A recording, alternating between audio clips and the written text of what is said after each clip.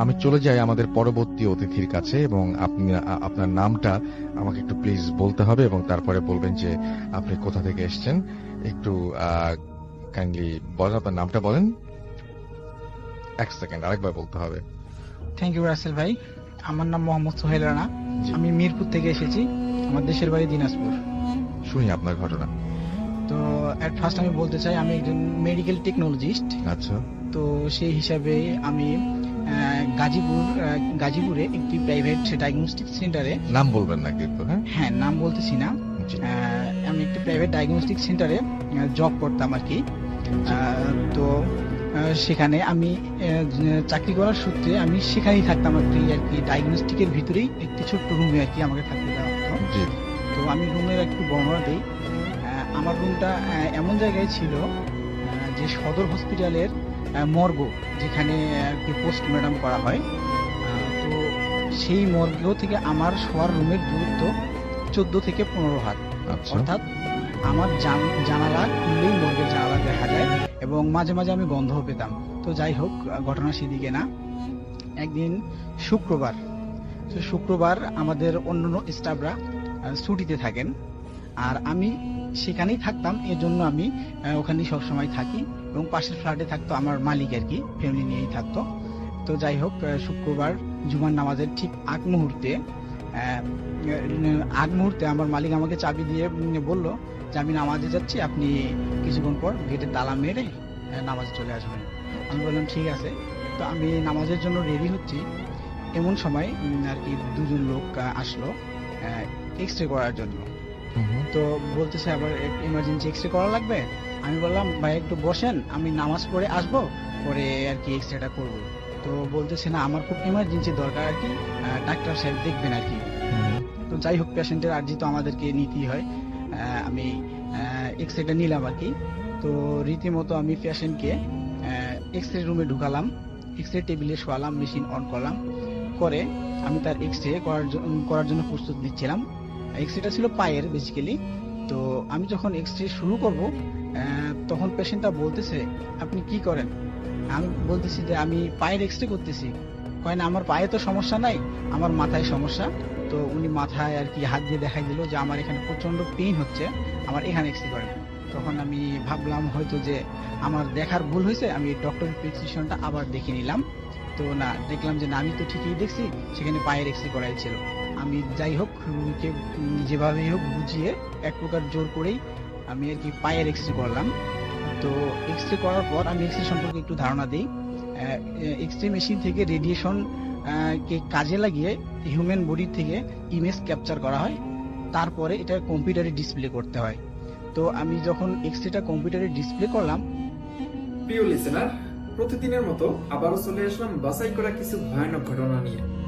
এই ভিডিওর মধ্যে আপনারা যে ঘটনাগুলো শুনতে পাবেন, প্রত্যেকটা ঘটনা প্রতিদিন থেকে নেওয়া, সব থেকে বাছাই করা ভয়ানক ঘটনা। হাজারো ঘটনার থেকে একটি ঘটনা বাছাই করে যে ঘটনাটি ভয়ানক, সেই ঘটনাগুলো আমি প্রতিনিয়ত এই ইউটিউব চ্যানেলে পাবলিশ করে থাকি। তাই বলবো, যারা এখনো এই চ্যানেলটি সাবস্ক্রাইব করেননি, অবশ্যই চ্যানেলটি সাবস্ক্রাইব করে নেবেন। তাহলে চলুন এই ভিডিওর মধ্যে একটি লাইক দিয়ে আমরা প্রত্যেকটা ঘটনা শেষ পর্যন্ত শুনে আসি। তখন আমি তার ইমেজ পাইলাম না আর কি, এক্স রেটা আসলো না, আসেই নাই, কিচ্ছু আসে নাই। না, কিচ্ছু আসে নাই, শুধু একটা সাদা পেজের মতো চলে আসছে। তো আমি ঘটনাটা বুঝতে পারলাম না। আমি ভাবলাম হয়তো রেডিয়েশন ঠিকভাবে রিলিজ হয় নাই, কারণ রেডিয়েশন ঠিকভাবে রিলিজ না হলে এরকম আসে। আচ্ছা। তো আমি আবার রিপিট করতে গেলাম। আমি আবার রিপিট করার আগে আমি মেশিনটা একবার ভালো করে চেক করে নিলাম যে আসলে কোনো ফল্ট আছে কিনা। একটা ফাঁকা এক্সপোজ নিয়ে দেখলাম না, আমার রেডিয়েশন তো ঠিকভাবে রিলিজ হচ্ছে, তারপর ইমেজটা আসলো না কেন। যাই হোক, আমি পেশেন্ট যেহেতু টেবিলে শোয়ানো, আমি আর একটা এক্স রে নিলাম। আর একটা এক্স রে নিয়ে আমি আবার কম্পিউটারে ডিসপ্লে করলাম, কিন্তু আবার ইমেজটা আসলো না। এবং আগের মতোই একদম সেম অবস্থা, সেম আগের মতোই। আমার মাথায় আর কি কাজ করলো না। আমি প্রায় আমার 2 বছরের এক্সপিরিয়েন্স, এটা কেন ঘটতেছে আমি বুঝতেছি না। তো আমি যখন তৃতীয়বার ট্রাই করতে গেলাম, তখন রুগীটা আমাকে মানে বড় বড় চোখ করতেছে এবং অদ্ভুত একটা হাসি দিয়ে বলতেছে কি, আমি বলি নাই যে আমার মাথার সমস্যা, আমার মাথার এক্স রে করেন, আপনি আমার পায়ের এক্স রে করতেছেন। তো যাই হোক, রুগীর সঙ্গে একজন লোক ছিল। আমি বললাম যে ভাই, আমার হয়তো মেশিনের প্রবলেম দিচ্ছে, আপনি পাশে ডায়াগনস্টিক সেন্টারে গিয়ে এক্স রেটা করেন। তো সেই মুহূর্তে রুগীরা মানে খুব একটা ধমক দিয়ে বলল যে আমার আগে এখানে মাথার এক্সরে করতে হবে, তারপর আমি এই রুম থেকে বাইর হবো, নতুবা আমি বাইর হবো না। তো আমি ভাবলাম যে পেশেন্টরা যখন অসুস্থ হয় তখন এরকম একটু পাগলামি টাইপের হয়ে যায় বা অন্য আচরণ করে, তো তাকে বোঝানোর জন্য আর কি আমি একটা এক্সরে করব। আমি বললাম যে ঠিক আছে আপনি শুয়ে পড়েন, আমি আপনার মাথার এক্সরে করতেছি। তো আমি রীতিমতো মেশিনে অন করে মাথার একটা এক্সরে নিলাম, কোনো অ্যানাটমিক্যাল পজিশন ছাড়াই আর কি, জাস্ট রুগীকে বোঝাবো যে আমি আপনার এক্সরেটা নিয়েছি। তো যাই হোক আমি নিলাম এবং রুগীকে বললাম যে আপনার এক্সরে হয়ে গেছে, আপনি চলে যান। কিন্তু তার সাথে যে লোক ছিল তাকে বললাম যে আসলে আমার এক্সরেটা হয়নি, আমার মেশিনের প্রবলেম, আপনি পাশের ইয়াতে করে নেন, আমি জাস্ট আপনার রুগীকে বোঝানোর জন্য এটা করলাম। তো রীতিমতো রুগী চলে গেল, আমারও জুমার নামাজের সময় চলে আসতেছে, আমি মেশিন শাটডাউন করে আর কি নামাজে চলে যাব। এই অবস্থায় আমি ভাবলাম যে দেখি তো আসলে 3 নম্বর ইমেজটা যে নিলাম সেটা আসছে কিনা। তো আমি কম্পিউটারে যখন ডিসপ্লে করলাম আমি একটু দেখে অবাকই হলাম যে তার মাথার এক্সরেটা ফুল ক্লিয়ার চলে আসছে। এটা দেখে আমি একটু মানে অবাক হই এই কারণে যে আমি অ্যাট ফার্স্ট যখন আমার মেশিনে পাওয়ার সিলেক্ট করছিলাম তার পায়ের এক্সরে করার জন্য, তো সেই পাওয়ারে যারা এক্সরে করে তারা হয়তো বুঝবেন যে সেই পাওয়ারে মাথার এক্সরেটা সম্ভব না। পায়ের এক্সরে করতে যত পাওয়ারের দরকার হয়, মাথার এক্সরে করতে গেলে তার থেকে 6 থেকে 7 গুণ বেশি পাওয়ারের দরকার হয়, ঠিক আছে। তো তার মাথার এক্সরেটা ক্লিয়ার চলে আসছে, আমি ঘটনাটা বুঝতে পারলাম না, পায়ের এক্সরে নিলাম আসলো না, মাথার এক্সরে ঠিকই চলে আসছে। তো যাই হোক একটু হলেও ভয় পাইছি, পরে যাই হোক মেশিন শাটডাউন দিয়ে আমি আর কি নামাজের উদ্দেশ্যে রওনা দিব। গেটে তালা দিয়ে আমি দোতলা থেকে সিঁড়ি বেয়ে নিচে নামলাম। আমি একটা কথা বলে নেই, নিচ থেকে আমি যখন মানে নামাজের উদ্দেশ্যে যাব তো আমাকে মর্গটা ক্রস করে যাইতে হবে মসজিদে। তো আমি যখন বিল্ডিং থেকে বাইর হলাম তখন আর কি দোকানপাট সব বন্ধ, জুমার নামাজের দিন সবাই দোকান বন্ধ করে নামাজে চলে গেছে। তো একটা ভ্যান আর কি ভ্যান, শুধু একটা ভ্যান, আর ভ্যানে চাটাই মোড়ানো একটা লাশ আর কি মর্গের সামনে এসে দাঁড়ালো। আমি দেখেই বুঝতে পারছি ওটা লাশ, কারণ ওখানে প্রতিদিন প্রায় লাশ আসতো আর কি, মর্গ যেহেতু ওখানে লাশ আসতো। তো শীতকাল তো আমি একটু রোদ পাইলাম, একটু দাঁড়াইলাম আর একটু উৎসাহ জাগলো যে আমি লাশটা দেখবো। তো যখন চাটাই বোনানো ছিল, তো যখন মর্গের লোকজন এসে লাশটাকে নামাবে ঠিক সেই মুহূর্তে তার মুখের যে চাটাইটা সেটা সরে গেছে। তো আমি একটু কাছে গিয়েই দেখলাম, মানে এটা আসলে ফিলিংস কিরকম, আমি আসলে একেবারে অবাক হয়ে গেছি, খুব বেশি শক হয়ে গেছি দেখে যে লোকটার আমি কিছুক্ষণ আগে 15 থেকে 20 মিনিট আগে এক্সরে করতে চাইছিলাম, এটা সেই লোকের লাশ। আমি তারপরও আমার খুব ভয় পাচ্ছিলাম, আমি হয়তো ভুল দেখতেছি এই ভেবে আমি আরো কাছে গেলাম। পরে আমি দেখলাম যে না, এটা এই লোকেরই লাশ। তবে এখানে একটু উল্লেখ করা যায়, উনি যেখানে মাথায় হাত দিয়ে আর কি দেখাইছিল যে আমার এখানে পেইন করতেছে, আমার এখানে এক্সরে করেন, ঠিক সেই জায়গাটায় তার আর কি অ্যাক্সিডেন্ট করছে, তো সেই জায়গাটা আর কি মগজ বাইর হয়ে গেছে, তো ঝুলে আছে মগজটা। তো এইটা দেখে আমি ওই কথাটা মনে পড়ে গেছে, তিনি এখানেই এক্সরে করতে বলছিল। তখন আমি পুরা একেবারে আমার হাত পা মানে কাঁপাকাঁপি অবস্থা, আমি নামাজে যাব না কি করবো বুঝে উঠতে পারতেছি না। তখন আমি ভ্যানওয়ালাকে তারপর সাহস করে জিজ্ঞেস করলাম যে ভাই আসলে এই লাশটা কোথা থেকে আসলো বা কোথা থেকে এসেছে। এটা গাজীপুর কোনাবাড়ি থেকে এসেছে। ওনার সঙ্গে যে একটা লোক এসেছিল সেই লোকটা আর তখন ছিল না। আচ্ছা, সেই লোকটা আর তখন ছিল না, শুধু ভ্যানওয়ালা ছিল। তো ভ্যানওয়ালাকে জিজ্ঞাসা করলাম যে লাশটা কোথা থেকে আসছে আসলে, বললো যে গাজীপুর কোনাবাড়ি থেকে। গাজীপুর কোনাবাড়ি, এই কথা শুনে আমি আরো অবাক। 15 থেকে 20 মিনিট আগে যার সাথে আমার দেখা হয়েছে সেখান থেকে গাজীপুর কোনাবাড়ি যাইতে হলেও 1 ঘন্টার পথ সেখানে। এবং ভ্যানওয়ালা বললো, ভ্যানওয়ালাকে আমি আরেকটা কথা জিজ্ঞাসা করছি যে না এনাকে তো আমার কিছুক্ষণ আগে ওনার সঙ্গে আমার দেখা হয়েছে। তখন ভ্যানওয়ালা আমাকে অ্যান্সার করছিল যে আপনি কি পাগল হয়ে গেছেন, এনাকে আমি কোনাবাড়ি থেকে ভ্যান চালাইয়ে এখানে নিয়ে আসলাম।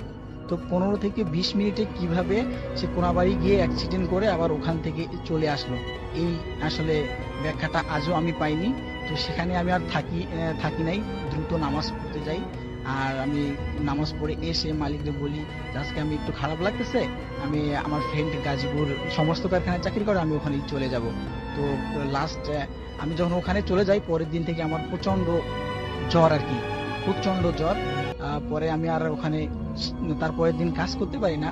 পরে আমি কুর্মিটোলা হসপিটালে 7 দিন ভর্তি থেকে এই জ্বরে এত ভয় পাইছিলাম। অনেক ধন্যবাদ আপনাকে আপনার ঘটনার জন্য। আমরা চলে যাব আমাদের পরবর্তী অতিথির কাছে। আপনার নামটা প্লিজ একটু বলবেন এবং আপনি কোথা থেকে এসেছেন, তারপর আপনার ঘটনা শুনবো। আসসালামু আলাইকুম, আমি মোহাম্মদ শহীদুল ইসলাম, উত্তরা থেকে আসছি। জি, শুনি আপনার ঘটনা। আমার ঘটনাটা হচ্ছে 2007 সালের, তখন আমি ক্লাস 10-এ পড়ি। জি। ঘটনাটা হচ্ছে আমার ছোট বোনকে নিয়ে। ছোট বোন বলতে আমার ইন্টের বড়, হুম হুম, ছোট আপু বলে নাকি। তো আমার বাবা মারা যায় 1998 সালে। তো হুম হুম। তারপর থেকে আমার আম্মু আর বড় ভাই আমাকে খুব কষ্ট করে আমাদের মানুষ করছে। তো বড় ভাইয়া মেরিনে যোগ দেয় হচ্ছে 2003 সালে। ও আচ্ছা, উনিও মেরিন ইঞ্জিনিয়ার। আচ্ছা, ওকে। তো 2003 সালে উনি জয়েন করে। তারপরে 2007 সালে হঠাৎ করেই উনি তখন থার্ড অফিসার কিংবা সেকেন্ড অফিসার ছিল।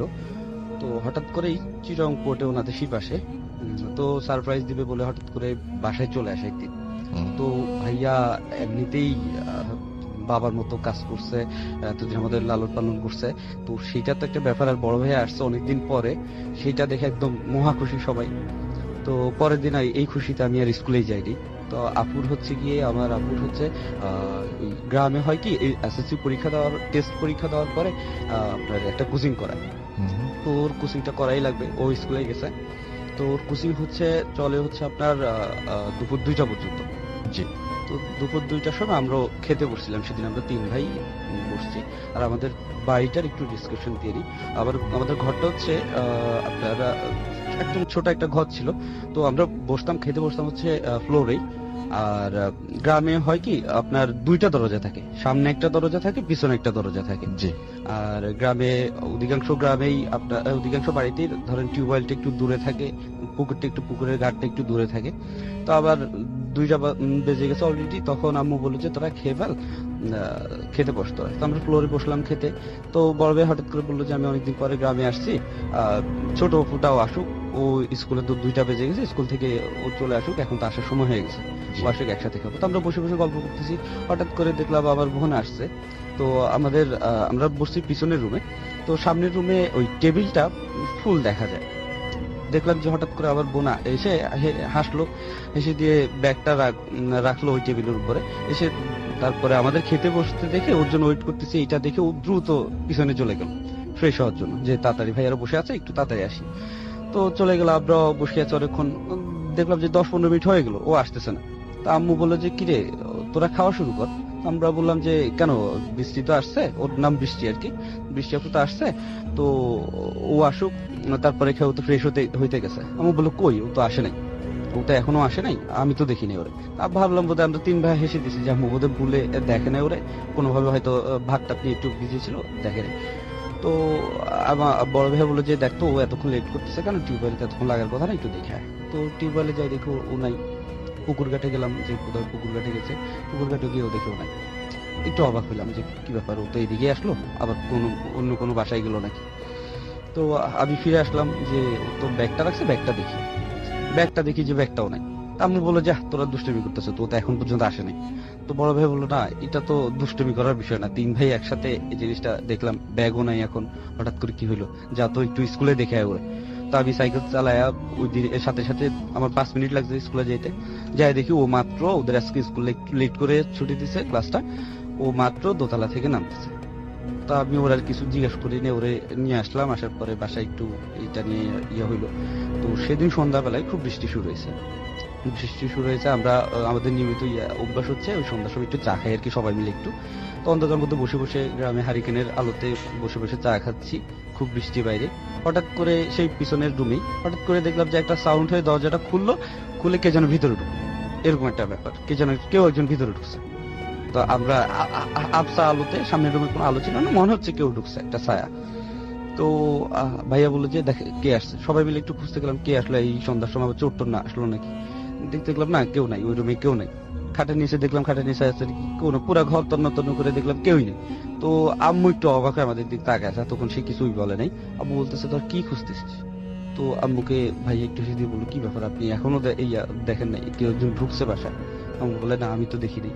দেখার তো কথা, আমারও তো দেখার কথা, কিন্তু আমরা 4 ভাই বোনে দেখছি। দুপুরবেলা 3 ভাই বোন, বিকালবেলা 4 ভাই বোনে দেখছি, কোনো ইয়া হইলো না। তো তার পরের দিন ভাইয়া হুজুর ডেকে এনে একটা মিলাদ আর কোরআন শরীফ পড়াই দিছে। এরপর থেকে আর তেমন হয়নি। আর বাড়িটা হচ্ছে কি, আমরা ভিতরের বাড়ি থেকে, আমাদের বাড়িটা প্রায়, গ্রামের বাড়িটা প্রায় 1 কিলোমিটার বড়। এত বড় একটা বাড়িতে আমরা ভিতর থেকে আমরা সামনে আসি, সামনেটা প্রচুর গাছপালা ছিল, প্রায় অন্ধকার হয়ে থাকতো ওটা দিনের বেলাতেই। ওই গাছগুলা কেটে আমাদের ঘরটা বানানো হয়েছে। ওকে, এই মুহূর্তে জয়েন করেছেন, আপনার নামটা প্লিজ একটু বলবেন এবং আপনি জানাবেন যে আপনি কোথা থেকে এসেছেন। আসসালামু আলাইকুম লিসেনার্স, আমি এবিএম এহসানুল হক ঈশান, আমি এসেছি যশোর থেকে। আচ্ছা, শুনি আপনার ঘটনা। ঘটনাটা ঘটে আমার ফুপির বাসায়।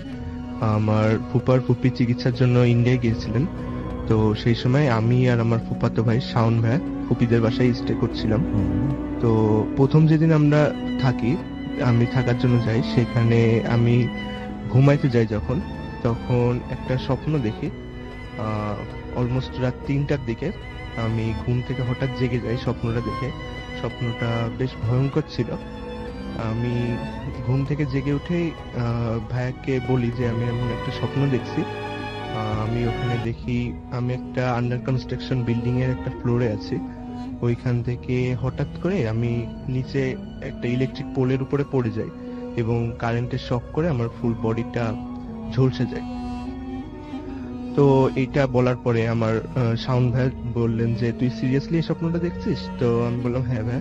তো তখন শাওন ভাই বলেন যে উনি এর আগে এই স্বপ্নটা বেশ কয়েকবার দেখেছেন। তো এটা আমরা ইনসিডেন্ট হিসেবে নিই, প্রথম দিন কিছু ভাবি না। তো সেকেন্ড দিন আমরা একই স্বপ্ন দেখি। এইভাবে দেখার পরে থার্ড যেদিন দেখি, সেই দিন আমি আরো একটু দেখি, একসাথেই দেখছিলাম। থার্ড দিন দেখি যে আমি ওইভাবে আন্ডার কনস্ট্রাকশন বিল্ডিং থেকে পড়ে যাচ্ছি, কিন্তু এখানে আমাকে সবাই বাঁচানোর চেষ্টা করছে, কিন্তু আমি যেন নিজের ইচ্ছায় ইলেকট্রিক পোলগুলা টেনে ধরছি, ইলেকট্রিক্যাল তারগুলা। তো এটা দেখার পরে ভাইয়াকে আমি বলি যে আমার এমন ভয় লাগছে। তখন ভাইয়া আমাকে বলেন যে তাদের বাসায় বেশ কিছু অসাধারণ ঘটনা ঘটে, যেমন ড্রয়িং রুমে হঠাৎ করে টিভি চলার আওয়াজ হয়, বা ফ্যানের স্পিড হঠাৎ করে ফুল হয়ে যায় বা কমে যায়। এরকম বলার পরে আমি ব্যাপারটা নিয়ে ভাবি, কিন্তু কেন এমন হচ্ছিল এটা বুঝতে পারি না। তো আমি যখন ওখানে ছিলাম, তারপর আরো একদিন এই স্বপ্নটা দেখি। এরপরে একদিন যে ঘটনাটা ঘটে, এটাই আমরা বেশি ভয় পেয়ে যাই। যে আমরা যখন ঘুমাচ্ছিলাম, হঠাৎ করে একটা গোঙানোর আওয়াজ পাচ্ছিলাম। একটা মধ্যবয়স্ক পুরুষ গোঙাচ্ছিল। তো এটা শুনে আমি ভাইয়াকে বলি যে এমন আওয়াজ কোথা থেকে আসছে। তখন উনি বলেন যে এই আওয়াজটা শুধুমাত্র ভাইয়ার রুমে শোনা যায়, অন্য কোনো রুম থেকে শোনা যায় না। তো এইটা বলার পরে আমি এটা টেস্ট করার জন্য যাই পাশের রুমে। তো দেখি সিরিয়াসলি কোনো আওয়াজ পাওয়া যাচ্ছে না, শুধুমাত্র ভাইয়ার রুমেই পাওয়া যাচ্ছে আওয়াজটা। তো এটাই আমরা বেশ ভয় পেয়ে যাই এবং ওই দিন রাতে ঘুমাতে পারি না। তো আমরা প্ল্যান করি এটা কেন, এই বাসায় কোনো অসাধারণ ঘটনা ঘটে কিনা সেটা জানার একটা প্ল্যান করি। কিন্তু খোঁজ নিয়ে জানতে পারি যে দারোয়ানরাও ফুপিরা ভাড়া আসার বেশ কিছু মাস আগেই আসছে, তো তারা কোনো ঘটনা জানে না এখনো পর্যন্ত ঘটছে কিনা। তো আমরা ওয়েট করি, কোনো আমরা রেজাল্ট পাচ্ছিলাম না কেন এমন হচ্ছে। তো একটা পর্যায়ে আমরা একদিন দেখি গেটের কাছে একটা বৃদ্ধ লোক দাঁড়িয়ে আছেন। তো উনি আমাদের পরিচয় দেন। এই ফ্ল্যাটটা যখন হচ্ছিল তখন উনি এখানকার দারোয়ান হিসেবে কাজ করছিলেন এবং ফ্ল্যাটটা হয়ে যাওয়ার পরেও দারোয়ান হিসেবে বেশ কিছু বছর কাজ করছেন। তো আমরা তাকে এই ঘটনাটা খুলে বলি যে যা যা ঘটছে আমাদের সাথে। তো উনি তখন এমন ভাবে অ্যান্সারটা দেন যে উনি এই কথাটা এর আগেও শুনছেন, এমন ভাবে বলেন যে এখন এমন হয়, আমি তো ভাবছি ফেরা কেটে গেছে।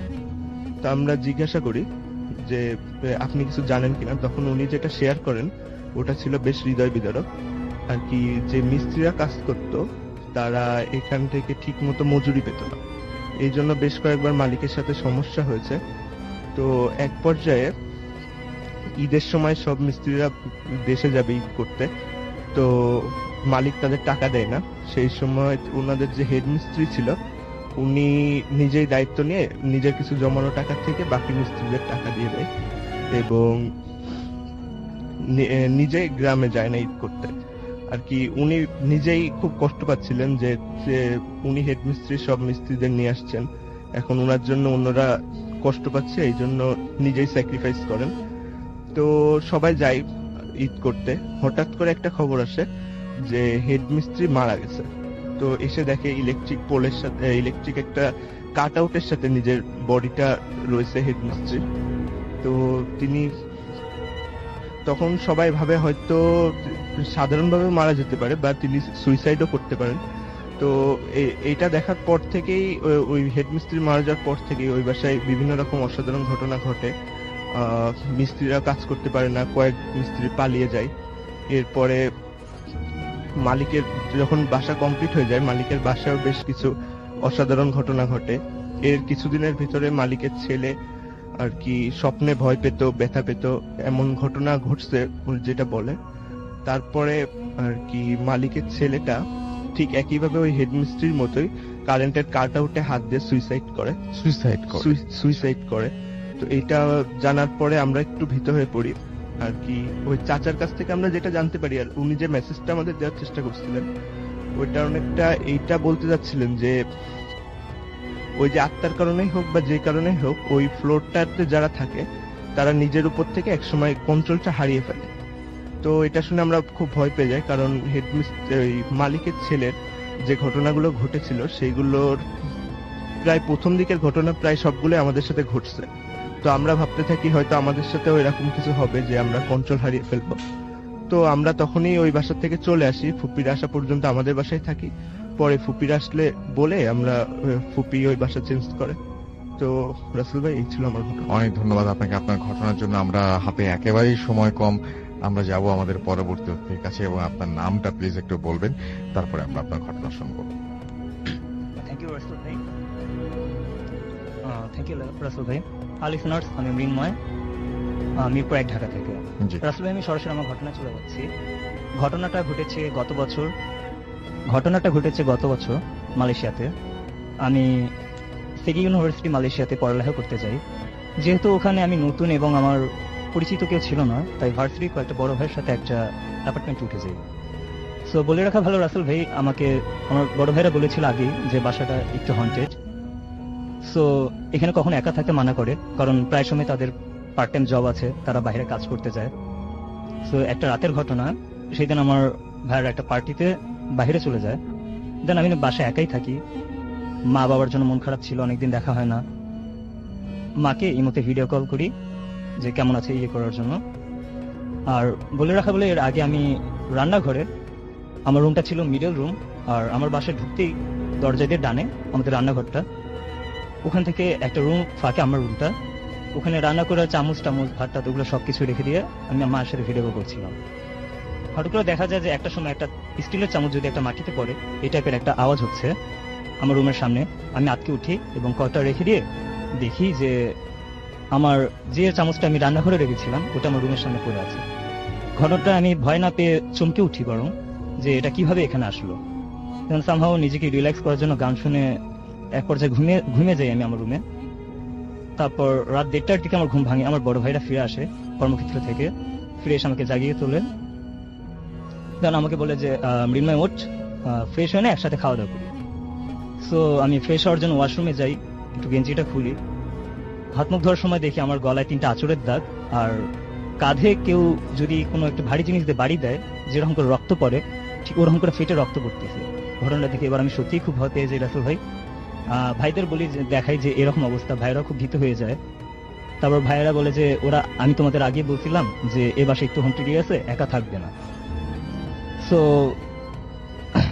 আমি তখন খুবই ভীত হয়ে যাই এবং আমাকে একটা তাবিজ দেওয়া হয়। তাবিজ নেওয়ার পরে কি আপনার এই সমস্যা ছিল? না, তাবিজ নেওয়ার পরে রাসেল ভাই আমার এই সমস্যাটা ছিল না কিছুদিন, বাট সামহাও আমি তাবিজটা হারাই ফেলি এবং ওই বাসা থেকে শিফট হয়ে নতুন বাসায় যাই। নতুন বাসাতে কয়েক মাস ভালোই ছিল, কিন্তু মাঝখানে একটা ঝামেলা হয়ে যায়। কিরকম ঝামেলা? প্রায় মনে হতো যে আমরা একটা ফ্ল্যাটে 4 জন ফ্রেন্ড থাকতাম। আমাদের রুমের মাঝখানে কোনো একটা কেউ একজন হেঁটে যাচ্ছে, আর কেউ একজন গভীর রাতে শীষ দিয়ে গান গাচ্ছে, অথবা এক রুম থেকে আর এক রুমে দরজা, বোঝা যাচ্ছে আমি একা আমার রুমে আছি, বাট আমার রুম থেকে কেউ একজন দরজা খুলে অন্য রুমে চলে যাচ্ছে। মাঝে মাঝে ওয়াশরুমে কেউ একজন শাওয়ার নিচ্ছে, পানির শব্দ পাওয়া যেত। একদিনকার ঘটনা আছে যেটা আমি খুবই ভয় পাই। সেটা আমি বিছানায় বসে ল্যাপটপে ফেসবুকিং করছিলাম। এমন সময় আমি একটা মেয়ের সাথে জানি না কেমন করে গল্প বলতে থাকি। হঠাৎ করে একটা টাইমে আমার মনে পড়ে যে আমি কার সাথে গল্প বলতেছি, কারণ আমরা সবাই ব্যাচেলর ছিলাম আর সব ছেলেরা ছিলাম, এখানে কোনো মেয়ে ছিল না। ঘটনাটার উপরে আমি খুবই ভীত হয়ে যাই এবং খুবই আমার জ্বর আসে। যেমন ওকে, অনেক ধন্যবাদ আপনাকে আপনার ঘটনার জন্য। আমরা চলে যাব আমাদের পরবর্তী এসএমএস পরবর্তী অতিথির কাছে। আপনার নামটা প্লিজ একটু বলবেন, তারপর আপনি কোথা থেকে এসেছেন যদি আমাদের একটু জানাতেন। থ্যাংক ইউ রাসেল ভাইয়া। আমি সজীব আহমেদ, আমি এসেছি মিরপুর 1 থেকে। বলুন। তো আমি আজকে যে ঘটনাটা বলবো এটা আসলে আমার একটা হোম টিউটর আসলে আমাকে বলছিল। এটা ওনার বাবার সঙ্গে ঘটে যাওয়া একটি ঘটনা। তো ঘটনাটা যে সময় ঘটছিল ওই সময় আসলে ওনাদের গ্রামে কোনো টিউবওয়েল ছিল না, তো ওনারা সবাই পুকুরে গোসল করতেন। তো রোজ আমার ওই টিচারের বাবা পুকুরে গোসল করতে যাইতেন। তো রীতিমতো সেদিনও তিনি গোসলে গেছিলেন। তো তিনি ছিলেন একজন ভালো সাঁতারু। তো তিনি অনেক সাঁতার দেখাচ্ছিলেন সবাইকে, তো সবাই অনেক মজা পাচ্ছিল, যেমন পুকুরে ডুব দিয়ে এরকম আর কি ইত্যাদি। তো এক সময় উনি পুকুরে ডুব দিয়ে অনেকক্ষণ উপরে ভেসে উঠতেছিলেন না, তো লোকজন সবাই ভাবতেছে যে উনি মজা করতেছেন। তারপর এর কিছুক্ষণ পর যখন ওঠেন না, তখন আসলে লোকজন সবাই খোঁজাখুঁজি করে। তো অনেক খোঁজাখুঁজির পর যখন তাকে পাওয়া যায় না, তো রাসেল ভাইয়ের 1-1.5 ঘন্টা পর উনি কোথা থেকে যেন দৌড় দিয়ে বাইরের উঠানে এসে সেন্সলেস হয়ে পড়ে যান। এরপর হুজুর আনা হয়, তারপর অনেক দৌড়াদৌড়ি করে ফু দিলে ওনার সেন্স ফিরে আসে। তখন ওনাকে জিজ্ঞাসা করা হয় যে ওনার সঙ্গে কি কি হয়েছিল। তো উনি তখন যেটা বলেন তা হচ্ছে যে উনি যখন ডুব দিয়ে নিচে যাচ্ছিলেন তখন একটা সুন্দরী পরী এসে তাকে পানির নিচে নিয়ে যেতে যেতে এমন একটা জায়গাতে নিয়ে যায় সেখানে শুধু স্বর্ণের সবকিছু, এবং ওখানে ওনাকে অনেক কিছু খাওয়া হয় আর কি। তো তারপর আর কি ওই পরী তাকে বলে যে সেখানে তাদের কাছে থেকে যেতে। তো তখন তার সেন্স ফিরে আসে যে তিনি আসলে পানির নিচে আসেন। তো তিনি অনেক কথাই বলেন তাকে, এবং লাস্ট পর্যন্ত বলেন যে আসলে আমি তো ভালো কাপড় চোপড় পরে নাই, তো আমি ভালো কাপড় চোপড় পরে আবার আসলে আসবো। তো এরকম বলে আরো অনেক কিছু বলে তারপর ওনাকে উপরে দিয়ে যায়। এর এর এর কিছুদিন পরে তিনি অসুস্থ ছিলেন ওই সময়টাতে, তার কিছুদিন পরে তিনি সুস্থ হয়েছেন। তো এই ছিল আমার ঘটনা। ওকে, আপনাকে অনেক অনেক ধন্যবাদ। আমরা আজকে হাতে আসলে আর সময় নাই। আপনি 2 মিনিটের জন্য আপনি একটু বলতে পারেন ছোট্ট করে একটা ঘটনা। আপনি যেহেতু এসছেন, আমি জাস্ট শুনি আপনার কাছ থেকে। আপনার টিউটর এই ঘটনা বলেছেন, রাইট? খুবই অদ্ভুত ঘটনা। এটা কি তার সাথেই ঘটেছে? তার বাবার সাথে ঘটেছে? বুঝি না আপনার কথা। আচ্ছা, আমার নাম রাফি, আমিও মিরপুর 1 থেকে। তো আমার সাথে যে ঘটনাটা ঘটেছে এটা অ্যাকচুয়ালি আমার বাসাতেই ঘটা। তো ব্যাপারটা হলো যে আমি সাধারণত রাতে একটু লেট করে ঘুমাই। তো ওই দিন আমি 3:30-4টার দিকে মেবি ঘুমিয়েছিলাম। তো ঘুম থেকে যখন উঠি তখন আমার মনে হচ্ছে যে আমাকে বুবাই ধরেছে, এরকম আমার কাছে লাগতেছিল। তো ব্যাপারটা হলো যে আমি হাত পা নাড়াতে পারছিলাম না, তো অনেক কষ্ট করে আমি ছড়াতে পারছিলাম না। তো একটা টাইমে আমার মনে হচ্ছে আমি ধাপ করে বিছানা থেকে উঠে বসতে পারছি। তো বাট আমার শরীরটা খুব হালকা লাগছিল, কেন আমি বিছানা থেকে নামলাম, বাট আমার শরীরটা খুবই খারাপ লাগছিল, আমি পরিভাবে হাঁটতে পারছিলাম না। তো যাই হোক, তো আমি বিছানা থেকে নেমে আমি চাচ্ছিলাম মার কাছে যাব। তো আমার পাশেই রুমটাই ছিল আমার মার রুম। তো আমি মার রুমে ওই টাইমে নর্মালি মা নামাজ পড়ে দোয়া দুরুদ পড়ে। তো আমি রুমে গেলাম, রুমে যে অ্যাকচুয়ালি মাকে দেখতে পেলাম না। তো পরে আমি অ্যাকচুয়ালি মাকে খোঁজার জন্য রান্নাঘরে গেলাম। তো রান্নাঘরে যে দেখি মা রুটি বানাচ্ছে, তো সেটা দেখলাম। তো দেখার পরে আমি মাকে 2বার মা বলে ডাক দিলাম, কিন্তু মা শুনতে পেলো না। তো ডাক দেওয়ার পরে আমি কি হলো জানি না, হঠাৎ করে মনে হয় আমি পড়ে গেলাম, এবং তারপর আমার মনে হয় আমি আবার বিছানা থেকে উঠে বসেছি। তো তখন আমি অ্যাকচুয়ালি বুঝলাম যে না, হয়তো আমি স্বপ্ন দেখছি। বাট ব্যাপারটা হলো যে পরে আমি ঠিক সেভাবেই নিচে নামলাম। আমার পর দেখি এক্স্যাক্টলি মা রুমে মা নেই, এবং আমি যখন রান্নাঘরে গেলাম দেখলাম এক্স্যাক্টলি ওই পজিশনেই মা রুটিটা বানাচ্ছে। তো আমি মাকে জিজ্ঞেস করলাম, আমি কি এর আগে আসছিলাম? মা বলছে না, আসো নাই। তো অ্যাকচুয়ালি আমি বুঝতে পারলাম না যে অ্যাকচুয়ালি এটা আমার সাথে কি হলো, আমি কি আসলেই স্বপ্ন দেখেছি নাকি আমি উঠে গেছিলাম, নাকি কোনো একটা ব্যাপারটা আমি এখনো এটার কোনো ব্যাখ্যা খুঁজে পাই নাই। তো এই ছিল আমার ঘটনা। আমরা চলে যাব আমাদের পরবর্তী অতিথির কাছে, এবং আপনার নামটা আমরা একটু শুনবো, এবং আমি জানতে চাইবো যে আপনি কোথা থেকে এসেছেন, তারপরে চলে যাবো আপনার ঘটনায়। রীতি। আরেকবার বলতে হবে প্লিজ। আমি রীতি, আমি দক্ষিণখান থেকে আসছি। জি, বলেন। যে আমার ঘটনাটা মূলত আমার এক মামার কাছ থেকে শোনা, মামার ফ্রেন্ডের ঘটনা। ওই ফ্রেন্ডের নাম হচ্ছে পুষ্পা রায়। তো ওনাদের নারায়ণগঞ্জে ওনার শ্বশুর বাড়ি, নিজেদের বাড়িতেই থাকে ওনারা। তো ওনার শ্বশুর, ওনার শাশুড়ি, তারপর ওনার 2 দেবর আর ননদ, ওনারা থাকে ওই বাড়িতে। ওই বাড়িতে আপনি বলেন। বাড়িতে 4টা রুম আছে। তো ওই রুমের মধ্যে এক রুমে ওনারা হাজবেন্ড ওয়াইফ থাকে, অন্য রুমে ওনার শাশুড়ি থাকে, তারপরে অন্য 2 রুমে দেবরা থাকে, আর এক রুমে থাকে ওনার ননদ। তো এভাবে ওনারা তো নতুন বিয়ে হয়েছে, বিয়ে হওয়ার প্রায় কিছুদিন পরে ওনারা মানে বেশ ভালোভাবে কাটতেছিল, কিন্তু প্রায় বছরখানিক পরে একদিন ওনার হঠাৎ করে ঘুম ভাঙে। ঘুম হওয়ার পর ওয়াশরুমে যাওয়ার দরকার হয়, তো উনি পাশ ফিরে দেখে কি ওনার হাজবেন্ড ওনার পাশে নাই। তো উনি ভাবে হয়তো কোথাও গেছে, তো অন্যদিকে তাকে দেখে কি ওনার হাজবেন্ড মানে টেবিলের পাশেই, বিছানার পাশে টেবিল ছিল, টেবিলে বসে টেবিল ল্যাম্পের আলোতে কিছু জানি লিখতেছে। তো উনি আর হাজবেন্ডকে ডিস্টার্ব করে না, ডিস্টার্ব না করে ওয়াশরুমে চলে যায়। তো ওয়াশরুম থেকে বের হয়ে যখন ব্যাক করবে রুমের দিকে, তো উনি ব্যাক করে দেখতে পায় যে ওনার হাজবেন্ড ড্রয়িং রুমে বসে টিভি দেখতেছে। তো উনি তো অবাক হয়ে যায়, ভাবে কি হাজবেন্ডকে এখনই দেখে আসলাম যে লিখতেছে, এখনই আবার টিভি দেখতেছে। তো উনি হাজবেন্ডের কাছে গিয়ে বলো, তোমার কি লেখা শেষ? তুমি নাকি কিছুক্ষণ আগে লিখতেছিলা? তো হাজবেন্ড বললো, কই আমি তো লিখতেছিলাম না, আমি তো খাওয়ার পর থেকে এখানে বসে টিভি দেখতেছিলাম, আমি এখনো পর্যন্ত শুতেই যাই নাই। তো ঘটনাটা শোনার পর উনি পুরোপুরি মানে শকড হয়ে যায়। তো ওনার হাজবেন্ড সহ আবার রুমে ব্যাক করে পুরো রুম সার্চ করে, বাট মানে ওখানে ওনারা 2 জন ছাড়া আর কেউ ছিল না। তো বাবা যাওয়ার পরে মানে কিছুদিন কাটার পরে প্রায় মাসখানেক পরে আবার একটা ঘটনা ঘটে। তো উনি আবার হঠাৎ করে রাত্রে ওয়াশরুমে যাওয়ার প্রয়োজন হয়। তো উনি রাত্রেবেলা উঠে ওনার ওয়াইফ মানে হাজবেন্ডকে আর জাগায় নাই, ভাবছে উনি নিজেই যাইতে পারবে। তো লাইটও জ্বালায় নাই। তো যখন বিছনা থেকে নামছে, তো বিছনা থেকে নেমে যখন নিচে পা দিবে, পাটা ওনার পরে একটা মানুষের হাতের উপর। তো উনি তো পুরো ভয়ে চিৎকার দিয়ে উঠে তো ওনার হাজবেন্ডকে জাগায় বলে কি বিছানার নিচে কেউ আছে, তুমি দেখো বিছানার নিচে কেউ আছে। তো ওনার হাজবেন্ড উঠে ওনারা লাইটটা জ্বালায় পুরো ঘর সার্চ করে, কাউকে পায় না, পুরো দরজা সব লক ছিল। বিছানার নিচে তো দূরের কথা, কোনো একটা বিড়াল বা কোনো পশু পাখিও নাই ওনাদের ঘরে। তো ওনার এই ব্যাপারটাও উনি অবাক হয়ে যায়। সেই ব্যাপারটার পরে ওনার ওয়াইফ মানে মোটামুটি সব দিক থেকে মানে ভয় পাইতে থাকে, চলাফেরা করতে বাসায়। তো এরপরে প্রায় 2-3 মাস পরে আরেকটা ঘটনা ঘটে, যে ঘটনার পর মানে ওনার ওয়াইফ মানে পুরোপুরি একবারে ভেঙে পড়ে, মেন্টালি ডিপ্রেসড হয়ে যায়। ঘটনাটা হচ্ছে ওনার ওয়াইফের একদিন রাতে তাও ঘুম ভাঙার পর ওনার জানালায় চোখ পড়ার পর উনি দেখে ওনার শাশুড়ি ফুল তুলতেছে বাসার সামনে থেকে। তো উনি ভাবে হয়তো পূজার সময় হয়ে গেছে, আজকে ওনার উঠতে লেট হয়ে গেল।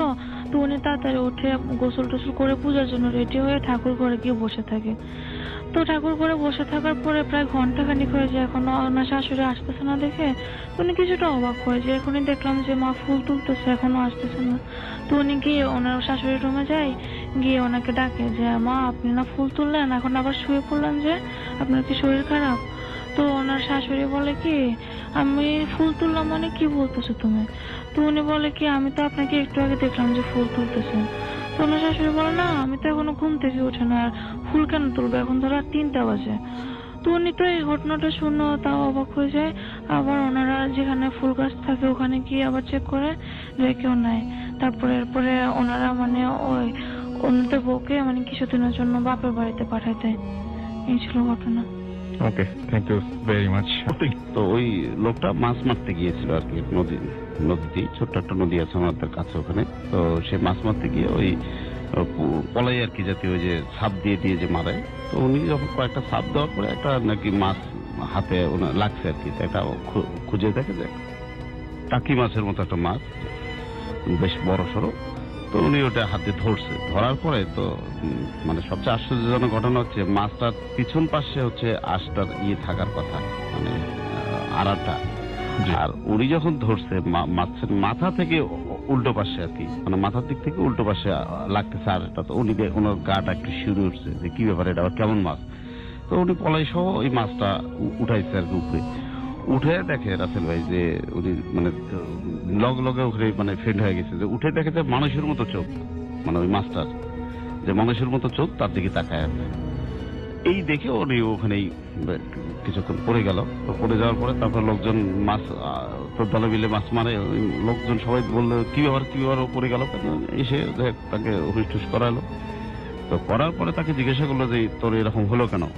তো বললো যে আমি হঠাৎ করে মাছ ধরতে গিয়ে দেখি যে এই ঘটনা, আমি মাছটা উঠায় দেখি যে মানুষের মতো চোখ। আমি তখন তড়িৎ গতিতে মাছটা ফেলাই দিই নদীতে, তখন দেওয়ার পরে আর আমি আর কোনো হুঁশ নেই। দেখ একটা সময় সবাই মানে বিষয়টা এখানে শেষ হলে পারতো, কিন্তু হয়নি। তো ওই লোকটা দেখা গেল যে কিছুদিনের মধ্যে তার শরীর শুকানো শুরু হলো, মানে এমন শুকানো যে মানে ডায়াবেটিস হলে তো একটা মানুষের একটা এক ধরনের শুকায়, কিন্তু এটা এই শুকানোটা সেই শুকানো না, মানে আস্তে আস্তে আস্তে আস্তে মনে হচ্ছে যে ওনার কলিজা রক্ত পিণ্ড মানে সবকিছু খুলে খুলে খাচ্ছে, এরকম পরিস্থিতি। তো একটা সময় যখন মানুষ মনে করছে যে বহু ট্রিটমেন্ট করছে, আশপাশে অনেক ডাক্তার কবিরাজ বহু ট্রিটমেন্ট করছে, কোনো কাজে আসেনি। তো একটা সময় তখন ওই আমার নানার খবর পেয়ে গেল, নানাকে নিয়ে আসলো যে ওরা যেহেতু দুইজন বন্ধু বান্ধব মিলিয়ে কাজটা করে, আমার নানা আর ওই দৌলত মুন্সি মানে তার সাথে যে তার বন্ধু, তো ওনারা দুইজন ওই সাইকেল নিয়ে বিভিন্ন জায়গায় এইভাবে ট্যুরে গিয়ে গিয়ে কাজটা করতো। তো সাইকেল নিয়ে ওরা চলে গেছে ওখানে গিয়ে রাত্রেবেলা। আপনার ওখানে আবার একটা ফুলবান্দি জায়গা আছে, বেশ বিশাল বড় গাছ গাছারা, একটা বড় ধরনের একটা মরাচাক করা ঘরও আছে ওখানে, ওই ডোমের ঘর।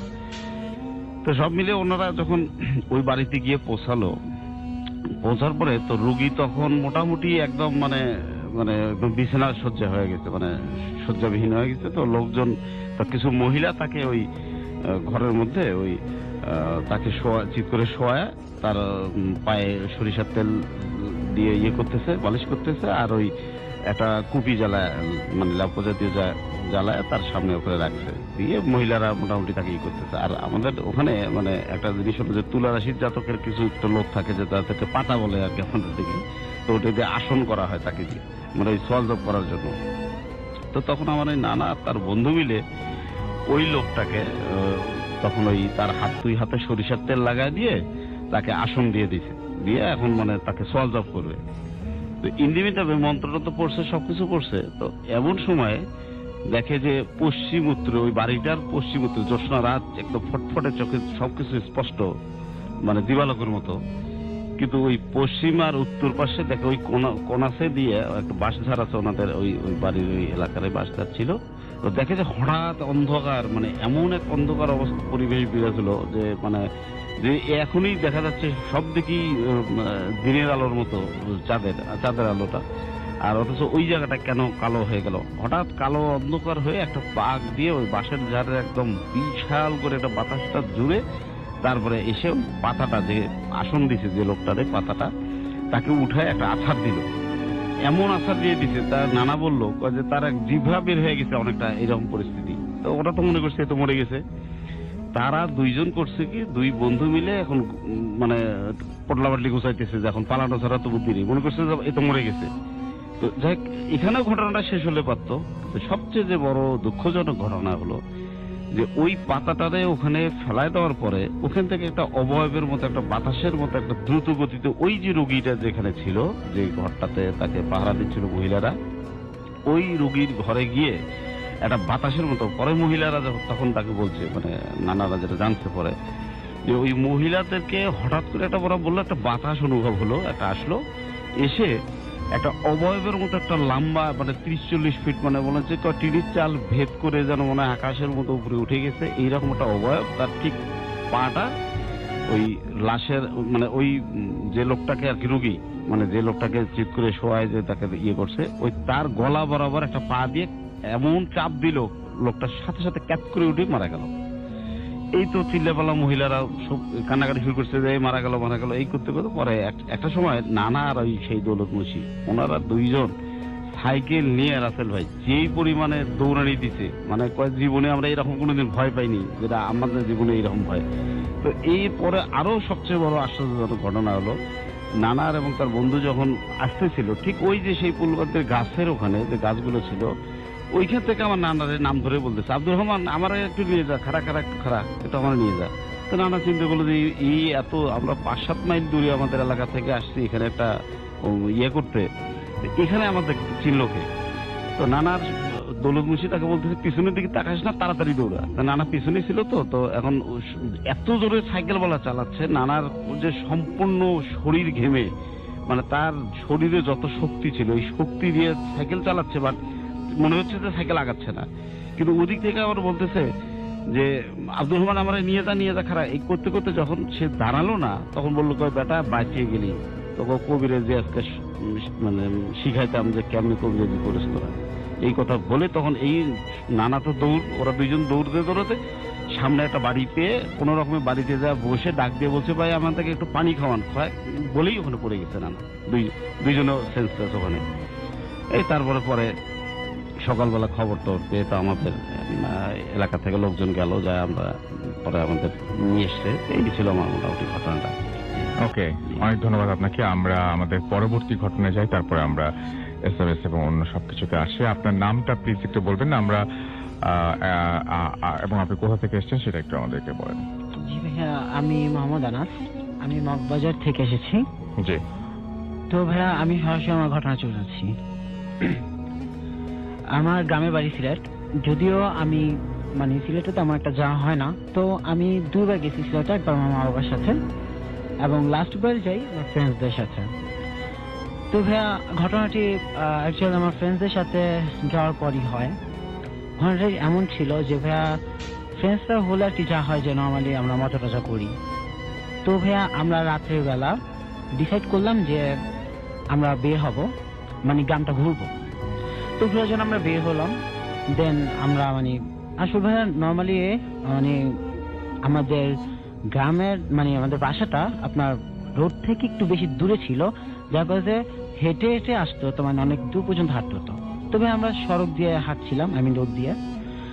তো হাঁটছিলাম আমরা যে যার মতন হাঁটছিলাম, কেউ গান শুনছি, কেউ মজা করছি, এরকম হাঁটতেছিলাম।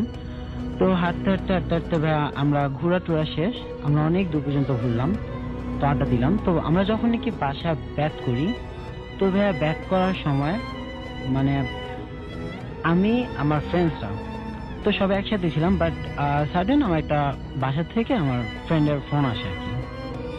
তো ফোন আসার পর ভাই আমি ফোন পিক করি।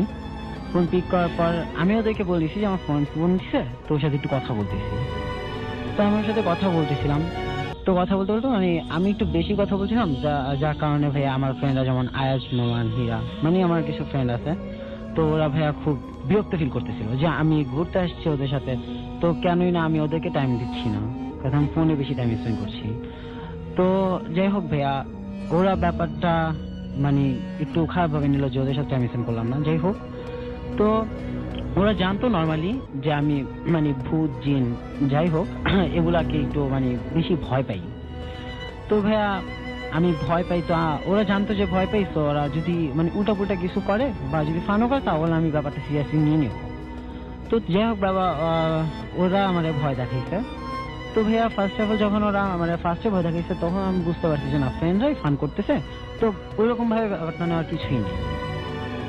বাট ভাইয়া মানে রাস্তাটার কিছু ডিসক্রিপশন দেই। মানে আমরা যে রোডটা দিয়ে হাঁটছিলাম, এর দুপাশেই ছিল মানে এক পাশে ধান ক্ষেত এবং এক পাশে একটা নদী ছিল ভাইয়া, বিশাল এক নদী।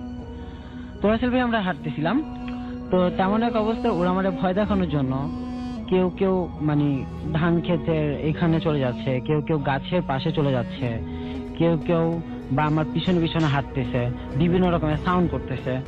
তো ওরা এরকম করতেছে, তো ভাইয়া আমি ব্যাপারগুলো দেখতেছি, তো যার কারণে নর্মালি ছিলাম। কিন্তু ভাইয়া এক সময় আমি ফোনে কথা বলতে বলতে মানে বলছি যে ডিস্টার্ব করিস না, আমি একটু ফোনে কথা বলতে বলতে বলতে আমি মানে একটু বেশি সামনে এগিয়ে যাই, যার কারণে মানে ওদের থেকে আমার ডিস্টেন্স একটু বেশি ছিল। তো ভাইয়া কাহিনীটা অ্যাকচুয়ালি সেখানেই হয় আর কি। তো আমার কাহিনীটা এটা ছিল ভাইয়া যে আমি হাঁটতেছিলাম, তো ভাইয়া পিছন থেকে ওরা ওই যে বললাম সাউন্ড করতেছিল। তো ভাইয়া তেমন এক মানে কিছু কিছু মানে সাউন্ড মানে সাধারণ না ভাইয়া, মানে এটা অন্যরকম সাউন্ড। দেন কিছু বাজে গন্ধ আমি ফিল করতেছিলাম। তো ভাইয়া এরকম গন্ধ ফিল করতেছি, বাজে কিছু মানে এরকম উল্টোপাল্টা সাউন্ড আসতেছে। তো ভাবলাম যে না, এটা মেবি আমার হ্যালুসিনেশন হইতেছে, তো ব্যাপারটা নর্মালি নেই।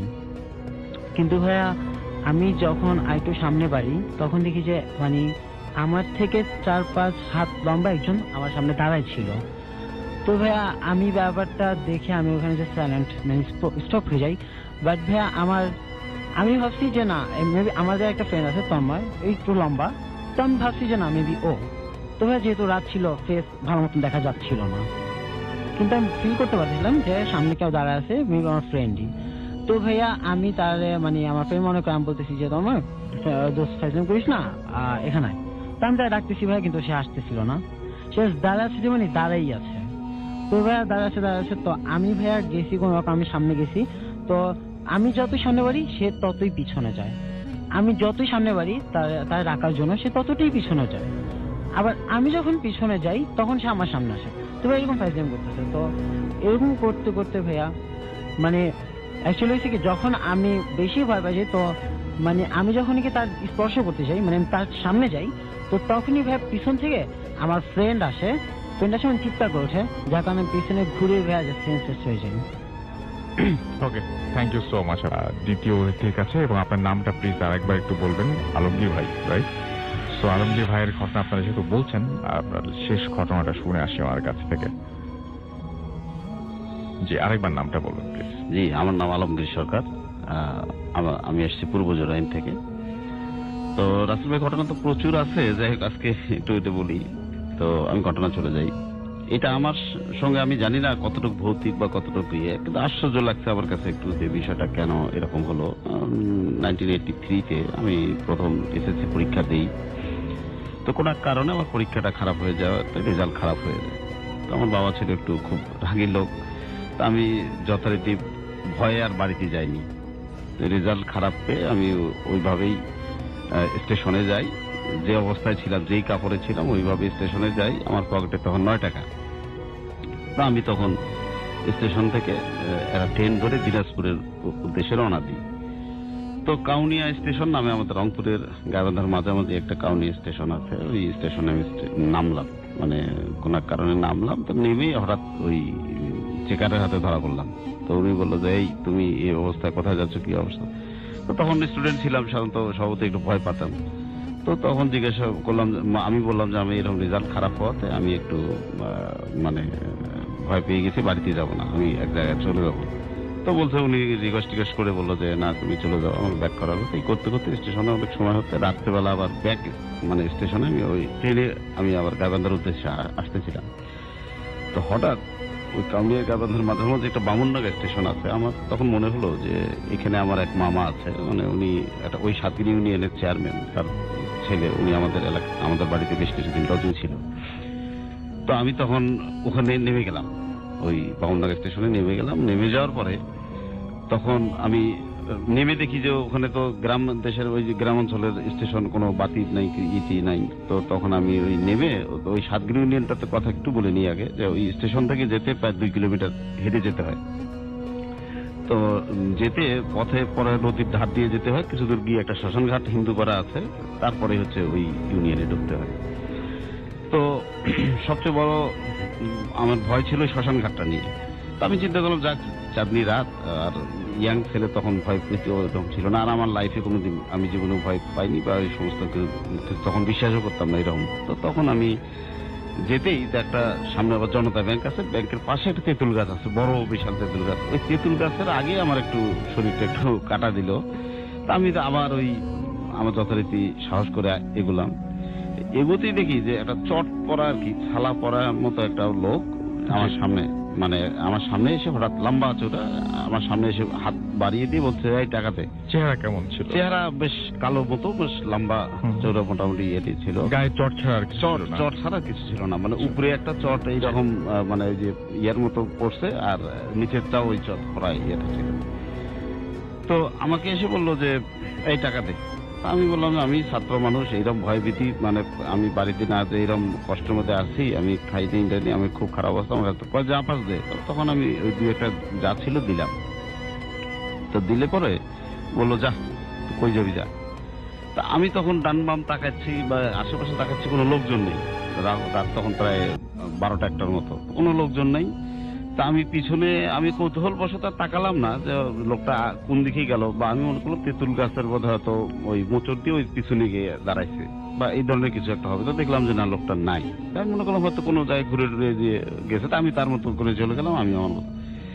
তো যখন আমি ওই রাস্তা দিয়ে কিছু দূর এগুলেই নদীর লাইনটা আর কি, রাস্তার নদীর ঘাট দিয়ে এগোতে হবে শ্মশান ঘাটের দিকে। তো সমস্যাটা হয়েছে, যখন রাস্তাটা থেকে যখন আমি নামলাম, নামার পরে আমি যখন এগোচ্ছি, তা আমি খুব চিন্তা করতেছি যে একটু দোয়া সুরে পড়ে নেই, যে সামনে যেহেতু শ্মশানঘাট পাবো। তো আমি কৌতূহল বশতই হঠাৎ করে দেখি আমার সাইড দিয়ে একটা লোক দ্রুত আমাকে পিছিয়ে ফেলে সে আগায় যাচ্ছে। আমি মনে করলাম এই তো সাথী পেয়ে গেছে। তো ওনাকে ডাকলাম যে ভাই একটু দাঁড়ান না, একসাথে যাই। আপনি কোন দিকে যাবেন? আমি তো সামনে যাবো, আসেন একসাথে। তো আমি গোংরার একটা সাউন্ড, মানে মোটামুটি বুঝতে পারলাম সাউন্ডটা এইরকম যে কথা না বলে আমার পিছু পিছে আসো, মানে এইরকম আয়, পিছু পিছে আয়, মানে এইরকম। আমি আমার মেমোরিতে বুঝতে পারলাম যে এইরকম ঘটনাটা কোথায় বললো উনি। তো আমি ওই সাহসেই আমি যত জোরে আগাই, আবার উনি আমার চেয়ে তত জোরে, মানে একটা ডিস্টেন্স থেকেই যায়, যে 5-7 হাত এরকম একটা ডিস্টেন্স থেকেই যাচ্ছে। আমি যত জোরে ওনাকে ধরার জন্য চেষ্টা করতেছি, উনি তত এগিয়ে যাচ্ছে। তো তখন আমি ওই যাতে যেতে যখন ওই শ্মশান ঘাটটার কাছে আসে, তো দেখলাম যে ওই লোকটা যখন আমার আসে, আমি তখন মনে করলাম আমার সামনে সাথে তো একজন লোকজন আছে, বাতাস টাতাস এইটি কিছুই ভয় পাচ্ছি না, আমি ডাইরেক্ট ওনার সাথে যাচ্ছি। তো যে ওই জায়গাটা পেরিয়ে হয়ে তারপর যখন আমি সামনে ওই সাতগিরি ইউনিয়নে ঢুকবো, ঠিক ওখানে একটা 3টা রাস্তা আছে। একটা রাস্তা আমরা যেটা যাচ্ছি এটা সোজা চলে গেল, আর মাঝখান দিয়ে বাম পাশে ক্রস করে আমার ওই নানার বাড়িতে, ওই বাড়িতে যেতে হবে। তো আমি যখন ওই লোকটা যখন গেল, তা আমি ওই 3 মাথা থেকে আমি যখন টার্ন নিব বাম পাশে, ওই লোকটা সোজা গিয়ে দেখি যে বাঁশের ঝাড়ে একটা মোটা ছোটখাটো একটা বাগান মতো আছে তো দেখি ওই লোকটা ওই দিকে যাচ্ছে। তাই বললাম যে ওখানে তো কোনো বাড়ি টাড়ি নেই, ওখানে যাবে কেন? তো দেখি ওই জায়গায় যাওয়ার পরে আর লোকটা আমি কোনো খবরই পেলাম না। পর আমি আস্তে করে বাম পাশে টার্ন নিয়ে চলে গেলাম আমার নানার বাড়িতে। আমার মামাকে আর নানাকে ওদেরকে ডাকে উঠাইলাম। ওরা বললো এত রাত্রে তুই কিভাবে আসলি, এত শ্মশান ঘাট, এত নদীর ঘাট, কিভাবে, কি ঘটনা? তখন আমি নানাকে বললাম যে না, আমি ভয়ও পাইনি, আবার অদ্ভুত একটা ঘটনা আমার কাছে কেন যেন মনে হলো যে একটা লোক আমাকে, একটা প্রথমত পাগল একটা তেঁতুলের গাছের নিচে আমার কাছে টাকা চাইলো, আমি টাকা দিলাম। এরপরে একটা লোক আমাকে এইভাবে আনলো, মানে আমি তার সাথে আসলাম, কিন্তু তার চেহারাও দেখলাম না, কথাও বললো না, পুরো রাস্তায় আমার গার্ড দিয়ে নিয়েছিল। বা আমি তাকে জিজ্ঞাসা করলাম ভাই কই যাবেন, খালি এইটুকুই বললো যে আমার পিছিয়ে যায়, কথা না বলিয়ে। তো এই লোকটা এই বাসের ধারে দিয়ে গেল, ওদিকে কি কোনো বাড়ি আছে পিছনে? কয় না, ওদিক তো কোনো বাড়ি নেই। ওখানে তাহলে কত তুই বেঁচে গেছিস? আমার নানা বললো যে তুই তাহলে বেঁচে গেছিস, যে তোকে কোনো একটা ভালো জিন তোকে হয়তো ওই ওখান থেকে ফলো করে তোকে মানুষের মতো করে নিয়ে আসছে, নাহলে তোর বিপদ হতে করতো নদীর ঘাটে অথবা শ্মশান ঘাটে। তো পরে আমি তো বাঁচলাম। এই ছিল আমার ঘটনা আর কি। অনেক ধন্যবাদ আপনাকে আপনার ঘটনার জন্য। ঠিক আছে, তার কাছে যাব আমরা। আপনি নামটা বলবেন এবং কোথা থেকে এসেছেন যদি একটু বলতেন আমাদেরকে। জি ভাই, আমি আশিক, আমি এসেছি পিরোজপুর থেকে। পিরোজপুর থেকে, আপনার ঘটনা শুনি আমরা। যে আমার ঘটনা হচ্ছে, আমার ভাই আমার ইউনিভার্সিটির পটুয়াখালী বিজ্ঞান ও প্রযুক্তি বিশ্ববিদ্যালয়। তো হচ্ছে এটা আমার এক সিনিয়র ভাইয়ের কাছ থেকে শোনা ঘটনাটা। তো সিনিয়র ভাই যেটা বললো যে এটা ঘটেছিল তার আর এক সিনিয়র ভাইয়ের কাছ থেকে, মানে ভাইয়ের সাথে। তো এটা ঘটেছিল 2009 সাল থেকে। তো আমি জানিয়ে রাখি যে আমি বিশ্ববিদ্যালয়ে আমি যে হলে থাকি, আমার সেই হলের ইভেন আমি যে ব্লকে, সেই ব্লকে এটা ঘটেছে। এখন ওই ব্লকে 2007 সালের দিকে এক সিনিয়র ভাই গলায় দড়ি দিয়ে সুইসাইড করেছিল। তো সেই বড় ভাই হচ্ছে আমাদের যখন ঈদের বন্ধ হয়, ঈদের ছুটি হয়, তো ঈদের ছুটি হওয়ার পরে যখন সবাই ব্যাক করে, তো দেখা যাচ্ছে যে আমাদের এখানে লোকাল স্টুডেন্ট তো বেশি, তো সে কারণে তারা ইউনিভার্সিটি ওপেন হওয়ার একদিন পরে চলে আসে, তার আগে আসে না। তো ওই ভাই একটু উত্তরাঞ্চলে ছিল, তো তিনি যে কারণে 3 দিন আগে চলে আসে, বিকজ অফ তার অ্যাসাইনমেন্টে কাজ ছিল কিছু, এখানে চলে আসে। তো আসার পরে তো ব্যাপারটা হচ্ছে ওদিনকে খুব বৃষ্টি হচ্ছিল, আর আমাদের ইউনিভার্সিটি যেতে হলে আমাদের আগে একটা ফেরি পার হতে হয়। তো ফেরি পার হতে একটু দেরি হওয়ার কারণে তার হলে পৌঁছতে রাত 1-1:30 দিকে 1টা বেজে যায়। তো হলে ঢোকার পরে তো হলে যে আনসার মারা থাকে, তো তাদের কাছে একটা এন্ট্রি করে তারপরে হলে ঢুকতে হয়। তো আনফরচুনেটলি সেদিনকে মামাকে দেখেন নাই, মানে পায় নাই, হয়তো বা কোথাও ছিল, খুঁজে পায় নাই। তো সে ওখানটা ওয়েট না করে সে তার রুমে চলে যায়। তো সে রুমে গিয়ে সে রুমে তালা খুলে সে তো রুমে ঢোকার পরে সব তার ব্যাগ রেখে, তারপরে সে যখন আগে জানিয়ে রাখি যেহেতু হলে কেউ আসে নাই, তো আমাদের হলটা বলতে গেলে হলের সামনে লাইটগুলো ছিল, তো ওগুলো জ্বালানো ছিল, পুরো হল অন্ধকারে ছিল, তো একটু সিমসাম পরিবেশ ছিল। তো এর মধ্যে সে রুমে ঢুকে, সে রুমে যখন লাইটটা অন করতে যাবে তখন দেখে যে লাইটটা অন হচ্ছে না। বাট দেখা যাচ্ছে যে আমাদের হলে ম্যাক্সিমাম টাইম যে অনেকদিন যদি বন্ধ থাকে ক্যাম্পাস, তো লাইট না জ্বললে ফিউজ হয়ে যায়। তো সেই কারণে সে ব্যাপারটা স্বাভাবিকভাবে নিয়েছে যে ঠিক আছে লাইট জ্বলছে না, ভালো, কোনো সমস্যা নেই। তো সে বাথরুম থেকে ফ্রেশ হয়ে এসে সে যথারীতি তার রুমে ঘুম দিল, তার বেডে যে ঘুম দিল। তো এর কিছুক্ষণ পরে, আধা ঘন্টা বা 1 ঘন্টা পরে, তার খেয়াল নেই, সে যখন ঘুম থেকে উঠলো তখন দেখলো ফ্যান চলছে। বাট তখন একটা যেহেতু বৃষ্টি হচ্ছিল, খুব ঠান্ডা পরিবেশ ছিল, এই কারণে ফ্যান চালানোর কোনো মানে হয় না, সে ফ্যান চালাই নাই। বাট হঠাৎ করে দেখলো যে ফ্যান চলছে, কে চালালো? সামাও সে ফোনের টর্চ অন করে তারপরে যে দেখা যায় সুইচটা অন করা, তারপর সুইচ অফ করে তারপরে যখন সুইচটা অন অফ করলো তখন দেখলো যে রুমটা অস্বাভাবিক ঠান্ডা হওয়া শুরু করছে। বাট কেমন ঠান্ডা, সেটা শীতকালে যেরকম রুম নর্মাল ঠান্ডা থাকে সেরকম, কিন্তু ওই সিজন ওরকম ঠান্ডা হওয়ার কথা না। হ্যাঁ বৃষ্টি হচ্ছিল, বাট ওরকম ঠান্ডা কথা ছিল না। তো যাই হোক, সে ওখানে মানে কিছু কাঁথার কম্বল ছিল, সেটা গায়ে মুড়ি দিয়ে ঘুম দিছে। হ্যাঁ, কিছুক্ষণ পরে আবার তার ঘুম ভাঙলো, সে একই ঘটনা, ফ্যান চলছে। এবারে কিছুটা সে ঘাবড়ে গেছে যে না, এবার তো তখন হয়তো আমি যদি ইন্টেনশনালি যদি অন করেও থাকি, এবার তো শিওর ছিল সে ফ্যান চালাই নাই, ফ্যান কিভাবে চললো, সে অনেকটাই ভয় পেয়ে গেছে। তো যাওয়ার পরে সে গিয়ে আবার গিয়ে যে ফ্যানটা অফ করে সে যখন বেডে আসলো, বেডে আসার সাথে সাথে সে দেখলো যে আমাদের হলের পিছন দিকে অনেকগুলো ল্যাম্পপোস্ট আছে। তো ওই আলোগুলো, যেহেতু টপ ফ্লোর আমরা, তো ওই লেভেল উচ্চতা ছিল ল্যাম্পপোস্ট গুলো, তো আলোগুলো যখন পড়তো জানলা দিকে তখন ওই আলোটা দেয়ালে গিয়ে পড়তো, দেয়ালে রিফ্লেক্ট হতো। তো সেখানে সে দেখছে যে ফ্যানটা সাথে সাথে অন হয়ে গেছে, বাট দেয়ালে সে রিফ্লেক্ট দেখছে যে কেউ যদি গলায় দড়ি দিয়ে ঝুলে থাকে, তারপরে ফ্যান ঘুরলে ফ্যানের সাথে সাথে সেই একটা যে ডেড বডিটা সেটাও ঘুরছে। হ্যাঁ, এটা ছায়া চলে, শ্যাডো। তো এটা দেখে সে পুরোপুরি শকড, এবং এ কারণে কি সে যে চিৎকার করবে, অনেক কিছু করবে, সে সম্পূর্ণ এনার্জি সে মানে ওখান থেকে আর ছিল না, যে কাউকে ডাকবে মানে কি করবে। তো কিছুক্ষণ থাকার পরে চোখ অফ মানে বন্ধ করলো, তারপর আবার অন করছে যে ঠিক আছে, হয়তো আমার হ্যালুসিনেশন হতে পারে। বাট কয়েকবার সে একই দৃশ্য দেখছে।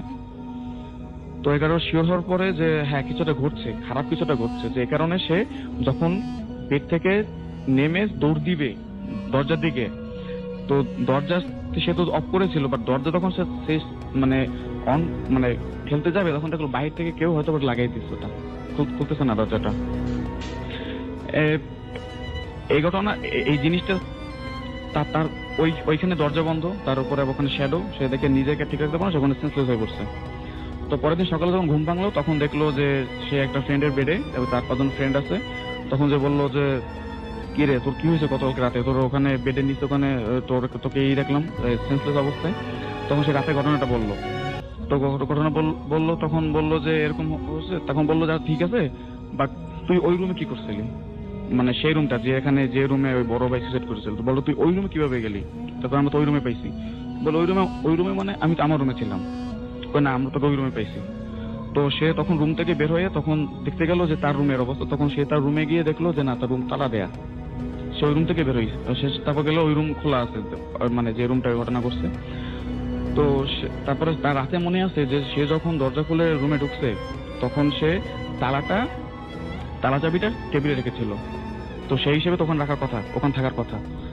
তো সে ব্যাপারটা হচ্ছে, সে যখন তার ওই রুমে গেল যে রুমে ঘটনা করছে বড় ভাইয়ের, সেখানে গিয়ে দেখলো যে তালা নেই, ইভেন চাবিটা তার ওয়ালেটের ভেতরে রাখা। তখন ওই রুমে যারা মেম্বার ছিল স্টুডেন্ট, তারা আসে নাই। তো তাদেরকে ফোন করে তখন বলছিল যে তোরা কি এরকম কি রুমের তালা খোলা রেখে গিয়েছিলি, মানে রুম কি এরকম ওপেন রেখে গিয়েছিলি? তখন বললো যে না, আমরা তো রুম তালা দিয়ে গিয়েছিলাম, বাট কি করে কি হলো ওটার ব্যাপারটা জানা যায়নি। তো পরবর্তীতে হচ্ছে ব্যাপারটা হচ্ছে এই কারণে যে ভাইয়া আমাদের বলা হয় যে আমাদের হলটা অ্যাকচুয়ালি শ্মশানের, মানে ওখানে একটা শ্মশান ছিল, তো শ্মশানের উপর আমাদের হলটা করা হয়েছে। তো এই কারণে অনেক সময় অনেক এক্সপিরিয়েন্স করে আর কি। অনেক ধন্যবাদ আপনাকে। পয়লা মার্চ গত বছর এই দিনে আমার সাথে আমার জীবনের ভয়ঙ্কর ঘটনাটা ঘটে। আজ বলবো কাল বলবো করে কিভাবে যে 1 বছর পার হয়ে গেল সেটা বুঝতেই পারিনি। যাতে ঘটনাটা খুব ছোট্ট। সেদিন ছিল পয়লা মাস 2015। রাতে আমি ঘুমাচ্ছিলাম, হঠাৎ 5 রাতে কি যেন একটা অস্বস্তি, আমার হঠাৎ ঘুম ভেঙে গেল। এমন সময় আমি আমার কানের কাছে স্পষ্ট করে শুনি কেউ যেন বলছে খিদা লাগছে। ব্যাপারটা এত স্পষ্ট ছিল যে আমি এখনো মনে করতে পারি আমি কোথায় কোন পজিশনে শুয়েছিলাম। স্বাভাবিকভাবে যেহেতু আমি ভীতু নই, তাই আমি ভাবলাম নিশ্চয়ই এটা কোনো অডিটরি হ্যালুসিনেশনের জন্য বুঝে আমার ঘুম ভেঙেছে।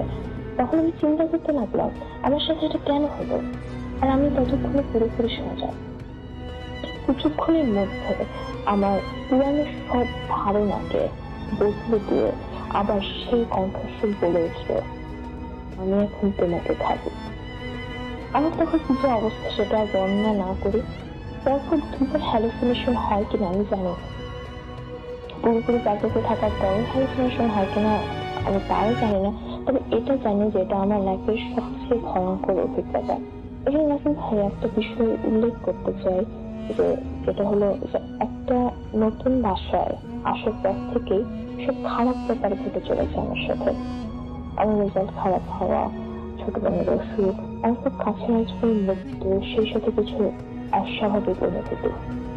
কয়েকটা উল্লেখ না করলে না, যেমন রাতের বেলা কিছু অদ্ভুত শব্দ, তার উপরতলায় শুনি যে ড্রিল মেশিনের আওয়াজ। কিন্তু কমপ্লেন করতে গিয়ে আশ্চর্য হলাম যে উপরতলায় নাকি কোনো ড্রিল মেশিনে নেই, ওদিকে কতক্ষণে শব্দ বন্ধ। মাঝে মধ্যে এমনও হয়েছে আমি বাসায় একা শাওয়ার নিচ্ছি, হঠাৎ মনে হলো যে বাথরুমের দরজার পাশ দিয়ে কে যেন হেঁটে গেল। আরেকদিন শুনতে পেলাম কে যেন ডাইনিং টেবিলের চেয়ারটা কিছু নড়িয়ে দিল। অনুভূতিটা অনেকটা এরকম যে বাসায় আমি একা নই, আমি ছাড়া আরো একজন আছে, অথচ বাসায় তখন আমি একা। মজা করতে পেলাম সেদিন, তাও প্রায় 1-1.5 মাস আগের কথা। আমার ছোট বোন আর মা ছাদে ইভিনিং ওয়াকে গেল। এমন সময় ওদের সাথে দেখা হলো আমাদের উপর ফ্লোরের আমার 6 বছরের জুনিয়রের সাথে। ও এবার এসএসসি পরীক্ষা দেবে।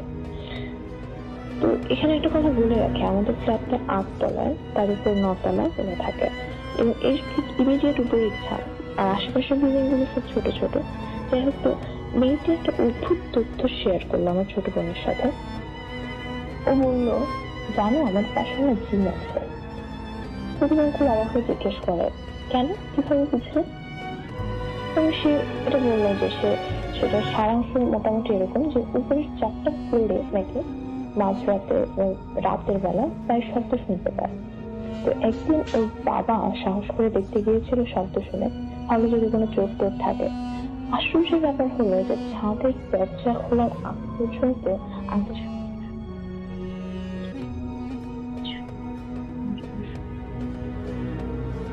ছোটবেলার কাছ থেকে এই ঘটনাটা শোনার পর আমি যেন একটু শান্তি পেলাম।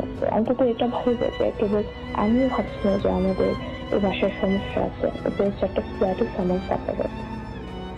এটা ছোট্ট ঘটনা বলতে গিয়ে অনেক ঘটনা বলে ফেললাম, তবে কেন জানি মনে হচ্ছে ঘটনাগুলো ইন্টারকানেক্টেড, তাই শেয়ার না করলে পারলাম না। সবাইকে ধৈর্য ধরে শোনার জন্য ধন্যবাদ। আপনারা সবাই ভালো থাকবেন। আমাদের নতুন যে অতিথি তাহমিদ রহমান, আমরা তার সাথে একটু পরিচিত করেছি। তাহমিদ, আপনি কোথা থেকে এসেছেন? হ্যালো লিসেনার, আমি তাহমিদ রহমান সিট, বরিশালের। আচ্ছা, আমরা যে ছবিটা দিয়েছি ফেসবুকে, একটা ছবি, যে ছবিটা হচ্ছে একটা হন্টেড হাউসে, সেই ছবিটা মূলত আপনার ক্যামেরায় তোলা, রাইট? জি। এবং আপনি তুলেছেন। এই বাসাটার ঘটনা একটু বলেন তো আমাকে। কোথায় আছে বাসাটার? বরিশালের বলতে হবে না? এটা একদম বরিশালের ভিতরেই একটা বাসা। জি। প্রপার শহরের ভিতরে। বাসাটা হচ্ছে গিয়ে ওই পুরোনো দিনের, অনেক মানে আগের দিনে রাজা বাচ্চারা যেরকম বাসায় থাকতো ওই ক্যাটাগরির একটা বাসা। ভিতর থেকে সিঁড়ি, অনেক বড় বড় রুম, কিন্তু বহুদিন ধরে বাসাটা কেউ থাকে না, তো সেই জন্য ভিতরের রুমগুলো অনেক স্যাঁতসেঁতে টাইপের ছিল। তো আমার এক বন্ধুর দুলাভাই, আবির নামের একটা বন্ধুর দুলাভাই, সে বাসাটা কিনছিল। কেনার পরে আমরা ফ্রেন্ডরা একটা বাসার দরকার পরে আমরা প্রজেক্টে কাজ পেয়েছিলাম, তো কাজে রাতে একটা বাসার দরকার পড়ে, তো ফ্রেন্ড আমরা ওই বাসাটা উঠি। তো বাসাটার সামনের দিকে নিচতলায় একটা রুম আমরা নেই, তো এই রুম নিয়ে থাকা শুরু করি। আমরা 4-5 জন ফ্রেন্ড থাকতাম। তো এই কাহিনী ঘটনা শুরু হয় বাসায় থাকার কিছুদিন পর থেকে। আমরা বাসায় নিচতলায় থাকতাম, আমরা ভিতরের দিকে কখনো যেতাম না। তো ভিতরের দিকে সিঁড়িতে আমরা প্রায় শব্দ শুনতাম, মানুষের হাঁটাহাঁটি শব্দ, তারপর অনেক সময় একটা মহিলার কান্না শব্দ বেশি শুনতাম আমরা। আমরা যখন রাতে ঘুমাতাম তখন আমাদের একদম উপরের ফ্লোরে আমরা শুনতাম যে হাঁটাহাঁটি চলতেছে, দৌড়াদৌড়ি করতেছে, মানে আজব আজব শব্দ শুনতাম। প্রথম দিন আমরা বুঝতে পারিনি, প্রথম দিনে আমরা সবাই মিলে যাই, যে তখন ওখানে সব চেক করি লাইট নিয়ে, কিন্তু কেউ ছিল না ওখানে। আর ওখানে যাওয়ার কোনো রাস্তাও নেই, কারণ ওখানে যদি কারো যেতে হয় তাহলে আমাদের রুম হয়ে যেতে হবে, কারণ দরজা ছিল একটা আর আমরা একদম সামনের রুমেই থাকতাম। তো ওইখানে আর কারো যাওয়ার প্রশ্ন আসে না।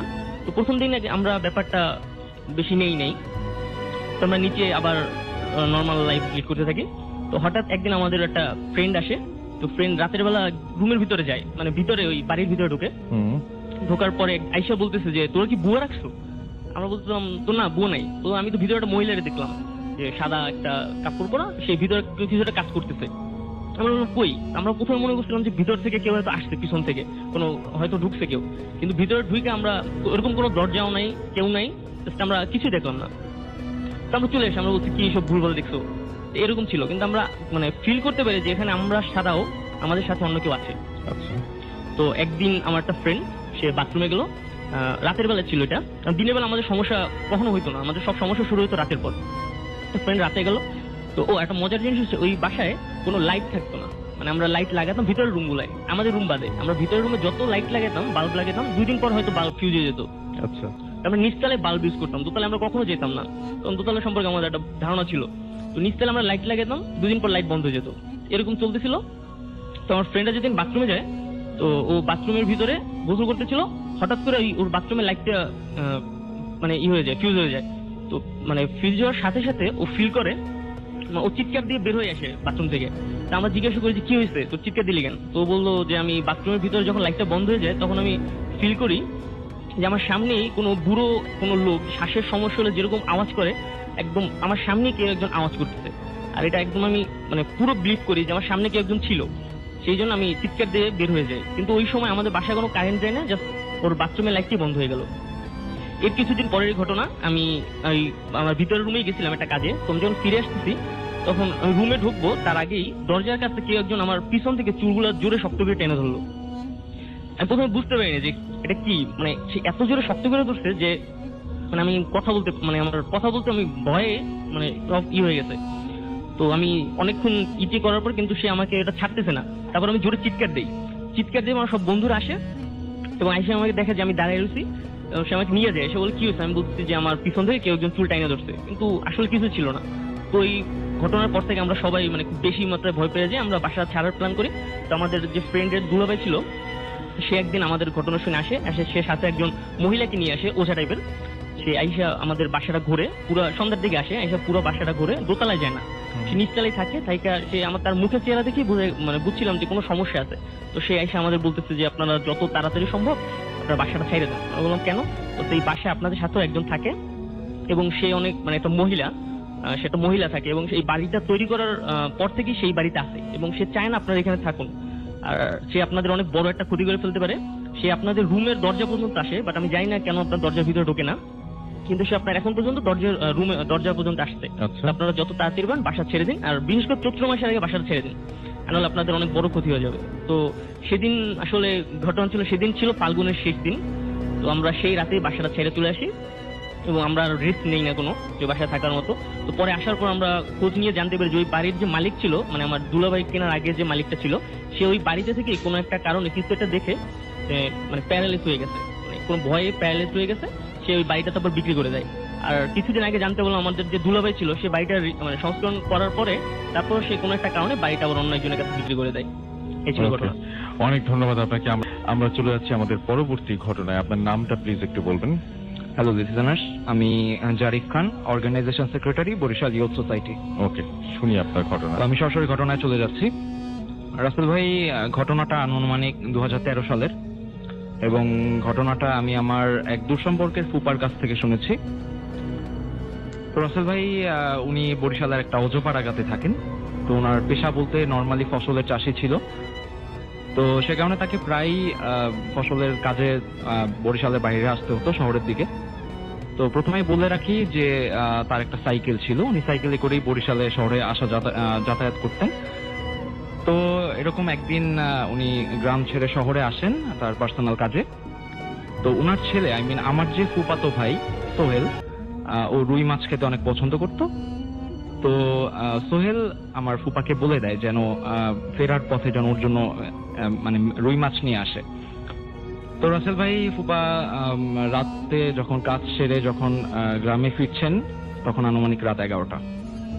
তো তো গ্রামের এরিয়ার মধ্যে যখনই প্রবেশ করেন, আমি আগে বলেছি যে এটা একটা অজপাড়াগা, তো রাসেল ভাই ওটা মেইনলি একটা নদীর পাড়ে। তো নদীর পাড় দিয়ে রাস্তা, সেই রাস্তা দিয়ে ফুপা সাইকেল চালিয়ে যাচ্ছেন। তো কিছু দূর সাইকেল চালানোর পরে রাসেল ভাই উনি দেখলেন যে সামনে 13-14 বছরের একটা মেয়ে লাল শাড়ি পরে বসে একা কাঁদতেছে এবং অনেক জোরে কাঁদতেছে। তো এরপর রাসেল ভাই উনি সাইকেলটা স্ট্যান্ড করে আস্তে আস্তে ওই মেয়েটার কাছে গেলেন, গিয়ে জিজ্ঞেস করলেন যে তোমার কি হয়েছে, তুমি এভাবে একা বসে কাঁদছো কেন? তো রাসেল ভাই ফুপা যেভাবে আমাকে বললেন যে মেয়েটার পিছন দিক থেকে দেখে বোঝা যাচ্ছিল স্পষ্ট যে ওর চুলগুলো একদম এলোমেলো ছিল, এবং যখন ঘাটটা ফিরিয়ে আমার ফুপার দিকে তাকায় তখন ওর চোখগুলো একদম লাল ছিল।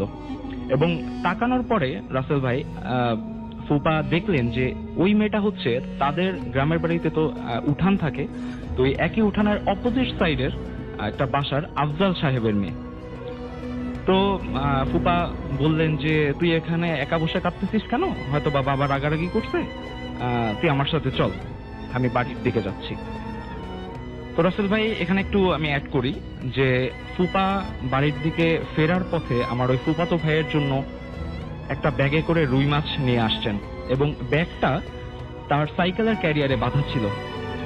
তো হঠাৎ করেই মেয়েটা ফুপাকে বলে উঠলো যে তোর ব্যাগে যে 3টা মাছ আছে ওইখান থেকে আমাকে একটা মাছ দিয়ে যা, নয়তো তোর সমস্যা হবে। তো ফুপা অনেকটা অ্যাস্টনিশড হয়ে গেলেন যে আসলে মেয়েটা কিভাবে জানলো। তারপরেও হয়তোবা তিনি আবার মনে করলেন যে হয়তোবা ওর কাকি ওকে বলছে, যেহেতু এক বাড়ির উপরেই বাসা, মানে একটা উঠোনের উপরেই বাড়ি।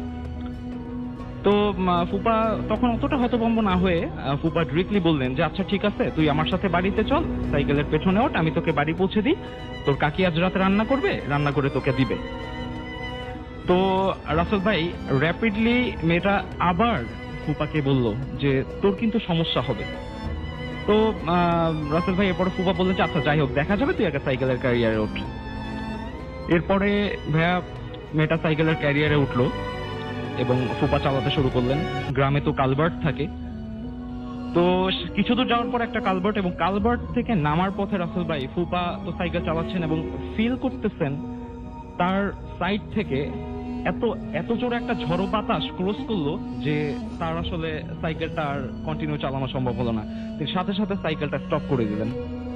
এরপরে আমরা তো জানি রাসেল ভাই যে পেছনে কোনো মানুষ বসলে মিনিমাম একটা ভার ফিল হয়, কিন্তু তখন হঠাৎ করে তিনি খেয়াল করলেন যে তার পেছনের ব্যাগটা পড়ে গেল, এবং তিনি যখন ইনস্ট্যান্টলি পেছনের দিকে তাকালেন তিনি দেখলেন মেয়েটা নেই। তখন তিনি মনে মনে ভাবলেন হয়তো বা এটা একটা হ্যালুসিনেশন ছিল। তো রাসেল ভাই একটু মানে নিজে পার্সোনালি ভয়ও পেয়ে যান।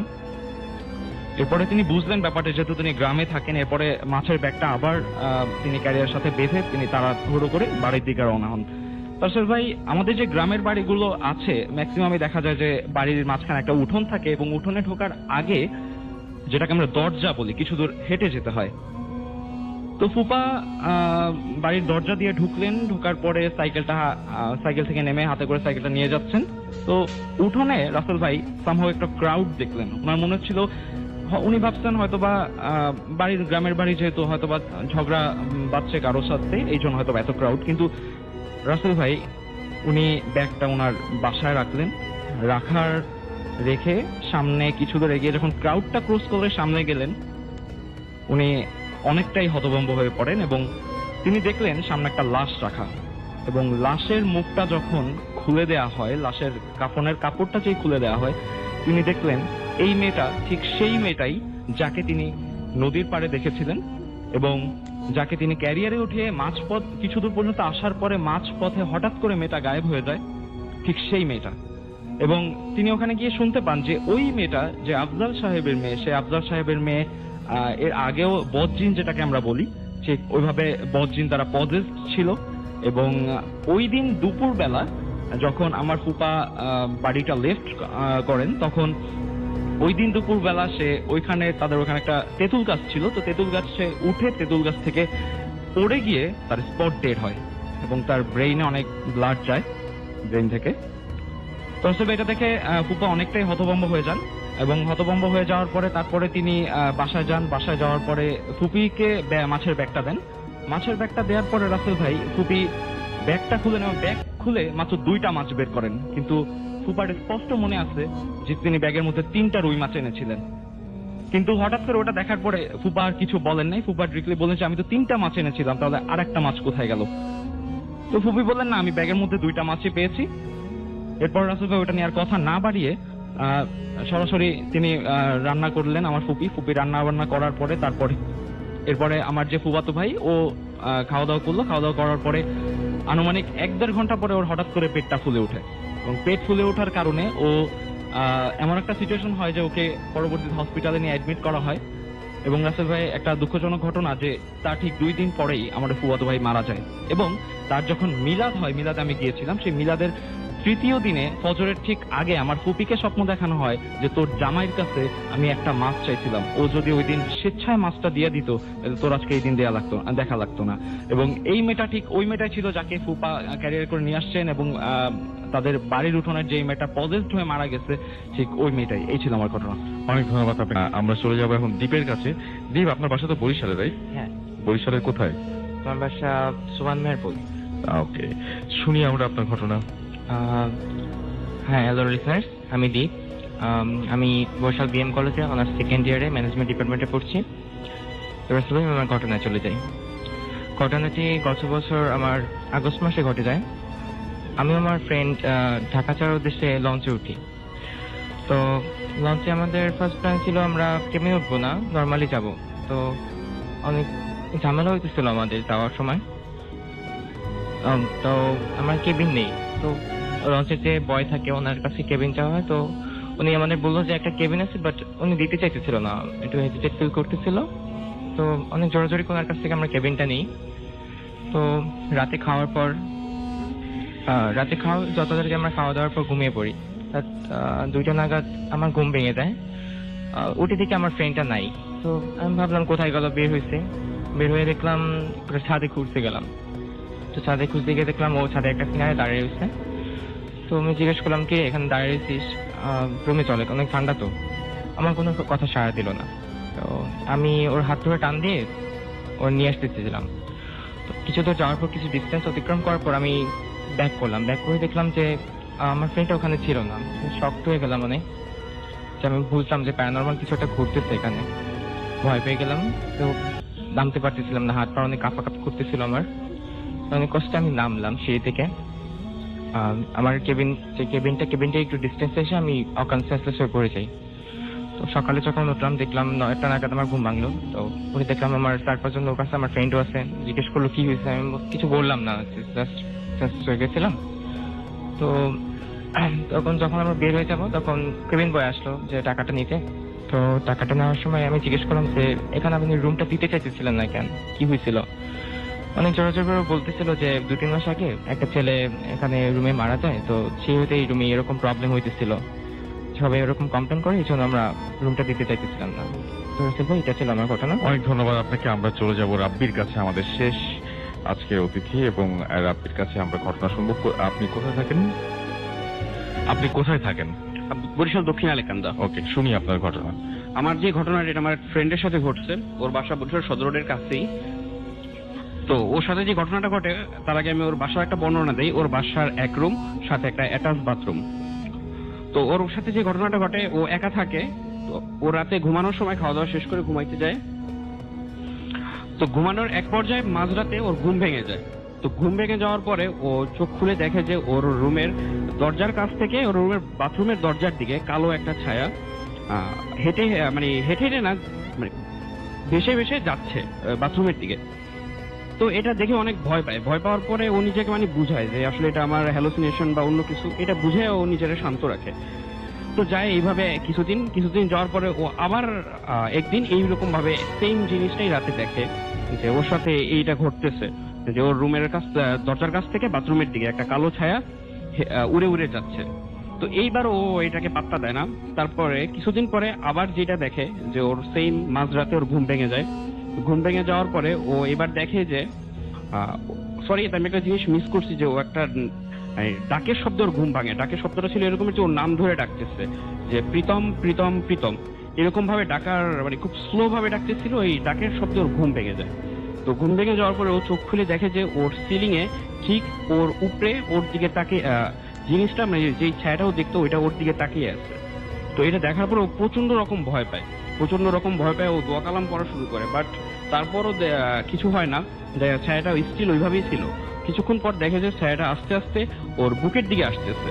তো শেষ পর্যায়ে ছায়াটা ওর বুকের উপরে এসে প্রচন্ড রকম ওর চাপ প্রয়োগ করার এক পর্যায়ে ও আর সহ্য করতে পারে না। তো ওর যত রকম দোয়া কালাম যা পারতো আয়াতুল কুরসি সব পড়ে। তো এক পর্যায়ে ও চোখ বন্ধ করে দেয় এবং ওই ছায়াটা ওর বুকের উপর থেকে সরে যাওয়ার পর পরের দিন সকালে ওর যখন ঘুম ভাঙে ও দেখতে পায় যে ওর বুক প্রচন্ড রকম ফুলে আছে এবং যে জায়গায় চাপ দিয়েছিল ওই জায়গাটা লাল হয়ে আছে। তো ভাই এটাই ছিল আমার ঘটনা। অনেক ধন্যবাদ আপনাকে। প্রিয় লিসেনার, শুধুমাত্র বাছাই করা ভয়ানক ঘটনা শুনতে এই চ্যানেলটি অবশ্যই সাবস্ক্রাইব করে নেবেন। আজকের এপিসোডে আপনারা যেমন বাছাই করা ভয়ানক ঘটনাগুলো শুনতে পারলেন, প্রতিনিয়ত আপনারা এই চ্যানেলের মধ্যে রাত 10টা বাজে বাছাই করা ভয়ানক ঘটনাগুলো শুনতে পাবেন এবং এই চ্যানেলে ঘুরে আসতে পারেন। এই চ্যানেলে অসংখ্য এপিসোড পাবলিশ করা আছে যা শুধুমাত্র বাছাই করা ভয়ানক ঘটনা। আপনারা যাতে খুব সহজে এই ধরনের ঘটনাগুলো শুনতে পারেন, এই কারণেই বিভিন্ন জায়গা থেকে এই ঘটনাগুলো খুঁজে বের করে আপনাদের মাঝে শেয়ার করা হয়। তবে আপনাদের মাঝে কার ঘটনা সব থেকে ভালো লাগে অবশ্যই কমেন্ট সেকশনে জানিয়ে দেবেন। আমি পরবর্তী এপিসোডে ঠিক সেই ধরনের ঘটনা দেওয়ার চেষ্টা করব। তো আজকের জন্য এখানেই বিদায় নেব। সকলে ভালো থাকবেন, সুস্থ থাকবেন। আল্লাহ হাফেজ।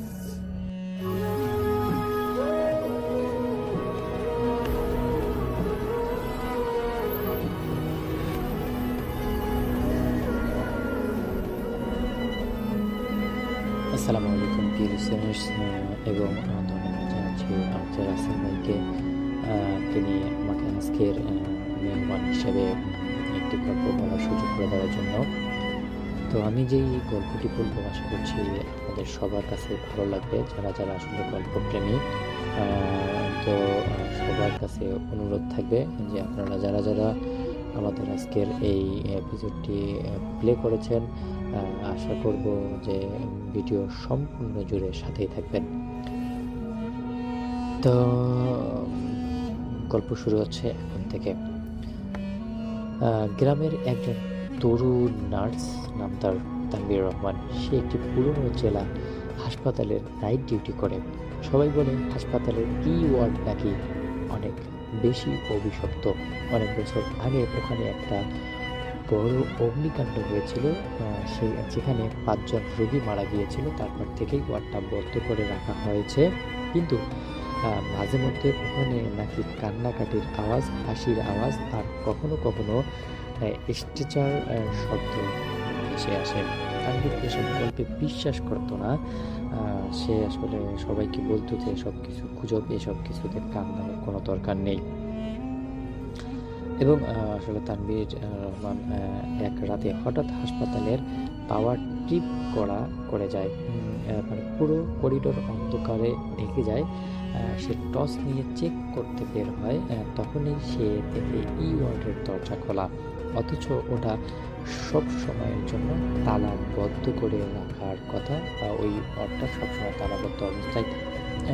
ওয়ার্ডে ঢুকতেই ঠান্ডা একটা বাতাস বয়ে গেল।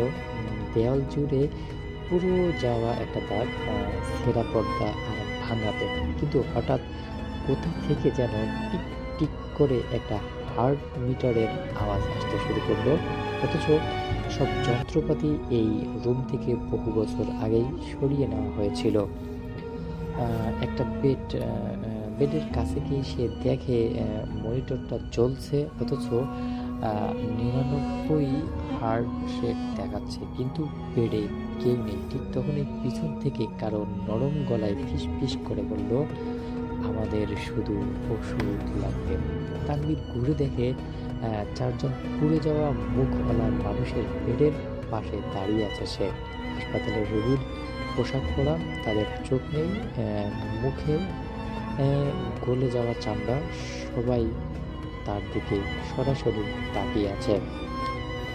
তানভীর দৌড়ে ওয়ার্ড থেকে বেরিয়ে আসার চেষ্টা করলো এবং সে লিফটে উঠে নিচে নামতে চায়, কিন্তু লিফটে হঠাৎ নিচ থেকেই উপরে উঠতে শুরু করে এবং আসলে ডিং করে লিফটটা থামলো ওয়ার্ডের ঠিক উপর তলায়, যা আসলে বদ্ধ অনেক বছর থেকে সেই অপারেশন থিয়েটারে কোনো রকম অপারেশন করা হয়নি। লিফটের দরজা খুলতেই দেখা গেল চারদিকে ছড়িয়ে ছিটিয়ে আছে ভাঙা অপারেশনের টেবিল, রক্তমাখা দেওয়াল আর পুরনো অক্সিজেনের সিলিন্ডার। মেঝেতে ভেজা দাগ, যেন সদ্য কারো শরীর টেনে নিয়ে যাওয়া হয়েছে। হঠাৎ সেই ওয়ার্ডের সব আলো জ্বলে উঠল। টেবিলের উপর একজন পুড়ে যাওয়া দেহ হঠাৎ করে চোখ খুলল আর চিৎকার করে বলল, তুমি আমাদের সাথে একদম আটকে গেছো, তোমাকে আর কোনোভাবেই এখান থেকে বের করে দেওয়া হবে না। এবার কিন্তু আসলে তানভীর খুব বেশি ভয় পেয়ে গেল, কারণ মানে তিনি আসলে যেই কথাগুলো মানুষের মুখ থেকে শুনে এসেছেন সেই জিনিসগুলোই তার সামনে যখন করে যাচ্ছে তখনই তিনি কিন্তু অনেক বেশি ভয় পেয়ে যাচ্ছে এবং তার একটা সময় আসলে সেন্সলেস হয়ে যায়। পরবর্তী দিন সকালে হাসপাতালের বেডে লিফটটা ওয়ার্ডে আটকে আছে এবং যে লিফটের কর্মী আছে তিনি সেই লিফটটিকে নিচে নামার পর তিনি যখন এটাকে খুলেন তখন দেখতে পারে যে তানভীর সেখানে অজ্ঞান অবস্থায় পড়ে আছে এবং তাকে যখন পানি দেওয়া হলো এবং তার জ্ঞান ফেরানো হলো তখন তাকে গত রাতের কাহিনী জানতে চাওয়া হলো এবং তানভীর তার সঙ্গে ঘটে যাওয়ার কাহিনী সবাইকে বলে সবাই আরও বেশি অদ্ভুত হয়ে গেল, আতঙ্ক শুরু করে দিল। তো এরপর থেকে আসলে তানভীরের একটাই মানে নিয়ত হয়ে দাঁড়ায় যে আসলে এই ওয়ার্ডে কী আছে সেটা ভালোভাবে বিশ্লেষণ করার। তারপর সে আসলে হসপিটাল কর্তৃপক্ষ থেকে একটা পারমিশন নিল যে আসলে সেই ওয়ার্ডটাকে সে মেরামত করতে চায় বা সেই ওয়ার্ডটা সে আবারও চালু করতে চায়। এই জন্য তিনি কয়েকজন ওয়ার্ড বয় এবং মর্গের যিনি থাকে তাকে নিয়ে সেই ওয়ার্ডে চলে গেলেন। ওয়ার্ডে চলে যাওয়ার পর আসলে তারা দেখতে পারে যে সেখানে এখনও মনে হচ্ছে যে অপারেশন চলে বা রাতের বেলা সেখানে কেউ অবস্থান করে। এমন একটা অবস্থা দেখে আসলে সবাই খানিকটা ভয় পেয়ে গেল, কিন্তু পরবর্তী সময় মর্গের যিনি থাকেন যাদেরকে বলা হয় তিনি আর কি আস্তে আস্তে সব জিনিস বাহিরে বের করা শুরু করে দিল এবং একটা সময় দেখা গেল যে কাজগুলো কেমন যেন ভাঙ্গুর অবস্থায় পড়ে আছে, কোনোভাবে সেগুলো ধরা যাচ্ছে না। তারপর সেই মর্গের লোক সেখানে খুব সুন্দর করে পানি দিয়ে জায়গাগুলো পরিষ্কার করার চেষ্টা করলো। ঠিক তখনই কিছু একটা সেখান থেকে দৌড়ে পালানোর মতো একটা আওয়াজ তারা অনুভব করতে পারলো। তো তারপর থেকে আসলে ওয়ার্ডের মানে পুনর্বাসন শুরু হয়, কারণ সেখানে দীর্ঘদিন থেকে মানে পড়ে থাকার ফলে একদম তার সিমেন্ট এবং দেওয়ালের অবস্থাও অনেক খারাপ হয়ে যায়। তো এই সব কিছু মিলে যখন আর কি সেই তানভীরকে বলা হয় তখন তানভীর এই সমস্ত কথা বলে দেয়। তো দর্শক, আসলে আমাদের গল্পটি ছিল এতটুকুই। আমি আশা করছি যে আপনার কাছে গল্পগুলো ভালো লেগেছে। যদি গল্পটি এতটুকু ভালো লাগে তাহলে কিন্তু অবশ্যই আপনারা আমাদের মানে চ্যানেলটিকে সাবস্ক্রাইব করবেন, পাশে আসা বেল আইকনটি কিন্তু অবশ্যই অন করে রাখবেন আমাদের নতুন নতুন ভিডিওগুলো সবার আগে পাওয়ার জন্য। তো দর্শক, সবাই ভালো থাকবেন, সুস্থ থাকবেন, আবারও দেখা হবে নতুন ভিডিওতে। আল্লাহ হাফেজ।